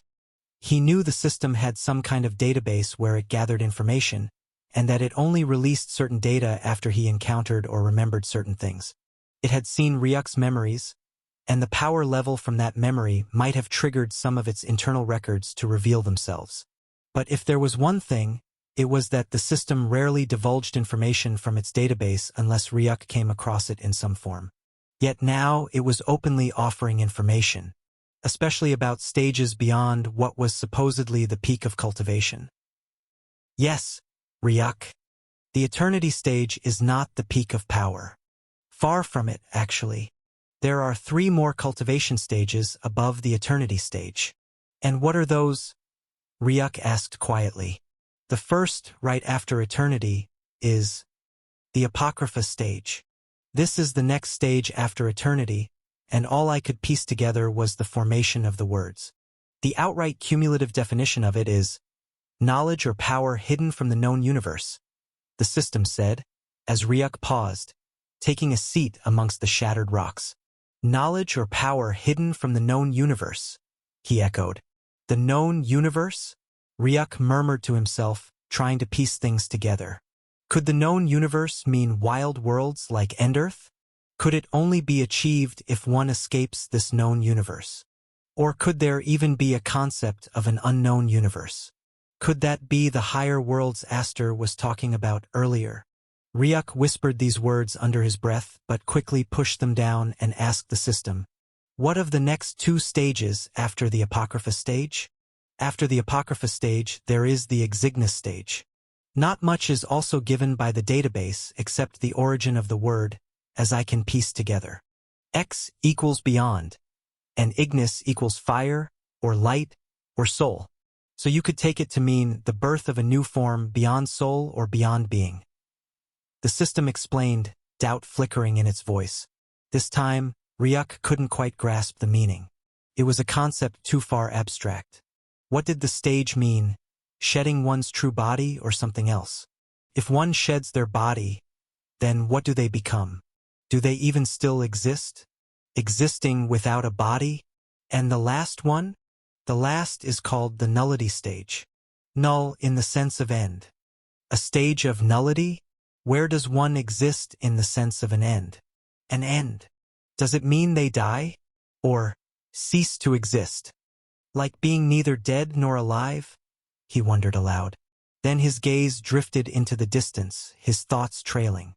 He stared silently for almost 3 hours before finally speaking again. Hey, system, you saw the memory panel, right? That memory of me. With my parents, I assume. Yes. That Vorgith. That's my father's name. Thath Vorgith. Thaith Vorgith. It's a combination of 3 words. That, which means that which cannot be named, or beyond name. Vor, closest in meaning to devourer, or flames of annihilation. Gath, means Genesis or womb. So, the no-name devourer Genesis. Ryuk murmured to himself, piecing the words together. Maybe, seems like something is incomplete though. The system replied. Ryuk furrowed his brows. In that memory, my mother said, but what would they say if they saw you now? What would they say about the strongest of them all? It's like my father is the strongest of the nulls. And by the way she said it, there wasn't even the slightest doubt at all. It felt like an established law. But then she also said, Oh, Thaith Vorgith, could I have made you softer and doubted? And Thaith Vorgith also revealed that his council of elders had complained about that. It holds some sense, Ryuk. Many males grow softer after having a child. It's a universal concept. Perhaps that was what started the war? Perhaps growing softer made him lose his position as the strongest. Or did his council revolt against him for that? But then, when I awakened Etheris, I got that memory too. The memory of a group of nulls asking the dragons. Oh, you dragons? Will you really all give away your immortal lives just for a single soul? In that scenario, it was like the nulls were chasing after me specifically. My mother is a dragon, and the last scene in that memory is that of the dragons going all out against the nulls. For me. Things get complicated. Did Thaith Vorgith's council revolt against him for becoming softer, as the strongest of the nulls, and try to take me away from him? In that sense, it would make sense for the dragons to fight back. But if all they wanted to do was punish Thaith Vorgith or try and force him to become his old self again, then ripping off my old body parts seems like going too far, especially if he was strong enough to slaughter them all. Or maybe he wasn't. But then again, I've lost almost all of my body parts. It was like what they were after was me, myself. As if there was something special about my body? Perhaps because I was a hybrid between a dragon and a null? Things get complicated after that. Ryuk mused silently, his hand clenching into a trembling fist. It's okay, Ryuk. Everything that happened to you, every single piece of information, is present in your memory world. So long as you keep leveling up and growing your energy, you'll unlock each of them one by one and find more answers, the system said reassuringly. Ryuk rose to his feet. You're right. There's hope. So long as I keep growing stronger, then it's only a matter of time before the whole truth is unveiled. He stood tall, ready to leave, but then, dring! The sound of his phone ringing rang out. It appeared in his hand as he glanced at the screen, or specifically, the number on it, his brows pulling together when he couldn't recognize it. He picked it up anyway, sliding the call button before placing it to his ear. Hello? Who is this? Silence hung in the air before a trembling voice whispered, Ryuk. His bones turned cold, so cold he stopped moving entirely, as if paralyzed by the sound. It felt too familiar, awakening memories that numbed him to silence, but he forced them all down as he asked, Morgaine? Is I? Beep. The sound of beeping rang out as Ryuk looked down at his device, noticing the call had been cut off before her next words could come through. There was no doubt about that voice. It was Morgaine's. But then right after, dring! The sound of ringing echoed again as Ryuk turned to the device. The number was different this time. He swiped to the side. Hello? Ryuk, is that you? Aster, Ryuk asked, recognizing the voice as he heard a sharp inhale from the other side. Seems like you're alive. Hey, you just ran off for 2 weeks all of a sudden. No texts, no calls, no visits. What's up? She asked. Ryuk's brows furrowed. A coincidence? No. Something was wrong. Hey Aster, can I ask how you suddenly got my number? By the way, Morgaine called that faintly trembling voice. It seemed like one who is still in disbelief after getting their hands on what was impossible. But Ryuk had had his adventurer's device for close to 9 to 10 days now, and no calls from Morgaine or Aster or anyone old came in. But now they both suddenly called. That was more than suspicious. What? Did you not like me giving a call after you went mute for 2 weeks? Astralaxia said, as Ryuk shook his head. No, it's not that. I'm just, wondering how you got it just now. Like I've had the device for 9 days, and I've been busy doing some things after that, so I couldn't come back to grade B for your contracts. I thought I would do that today, since I just finished what I was doing. But then, wondering if you only just got my number recently, or you had it all this while, he said as Aster muttered a low "oh" before replying. No, I didn't have the number all this time, but I do have access to the adventurer's high-ranking info update sheet. Literally an info sheet where the names of new high-ranking adventurers are given to, of course, only the most organized powers on the planet. And when I saw it appear just 30 seconds ago, I found a familiar name, Ryuk Null, along with your face, which was looking quite different without those horns. Thought to give it a try, and who would have guessed? It was really you. You became an adventurer. Why do I feel like I shouldn't be surprised? And you're a B rank too, and according to your profile, making quite the massive waves. 40 gates closed, along with an anomaly gate. All done solo in the span of 9 days? What are you? Some End Earth Guardian, she said, laughing in disbelief as Ryuk chuckled a bit. I wouldn't say that. But I can't believe they released all that to the world. Without my permission, too. No, not to the world. Just to very organized organizations. The top organizations on the hierarchies and the royalties of the 10 families. And it's usually done by the Adventurers Guild to secure outside missions for those adventurers. You should be getting some calls soon from people who will be interested in giving you a mission. After all, you have one of the best profile records right now. Oh, the royalties of the 10 families, huh? Perhaps that's how Morgaine knows. She might not recognize my face, but she might think to just give it a try, he thought. But he responded to Aster quite swiftly. Nice to hear your voice, Aster. Especially after so long of me going mute without saying a bye, he said, as Aster remained silent for about 3 seconds before replying. Now that I see what you're up to, I think it makes sense. You're doing something important, irrespective of whether you said goodbye or not. That's good. Glad you understand. Oh yes, might as well use this opportunity to inform you. You might not know this, but there is a party that is observed after every Null invasion completion. Like a monument built and remembrance time for the fallen Endiarthians that lost their lives, and an after-party to build connections and all that. It's taking place 3 days from now, and this time, it's on the fallen angels to host. The party will be in the Eclipse Citadel, and the world definitely wants to see the one who made them avoid potentially losing thousands more lives to the Nulls. Also, I've released the news that you're the Supreme Weave of the Starweave organization and resolved quite some important questions about you only coming out now and all that. Just try to see me 2 days from now. I'll catch you up on everything. If you're interested in going, of course, Aster said, as Ryuk's eyes flashed before he nodded. Well, I won't be particularly busy, so I guess it's fine. Good. See you in 2 days, then. Bye for now. And, hey Ryuk. You've been going quite hard on those gates. Take some rest, okay?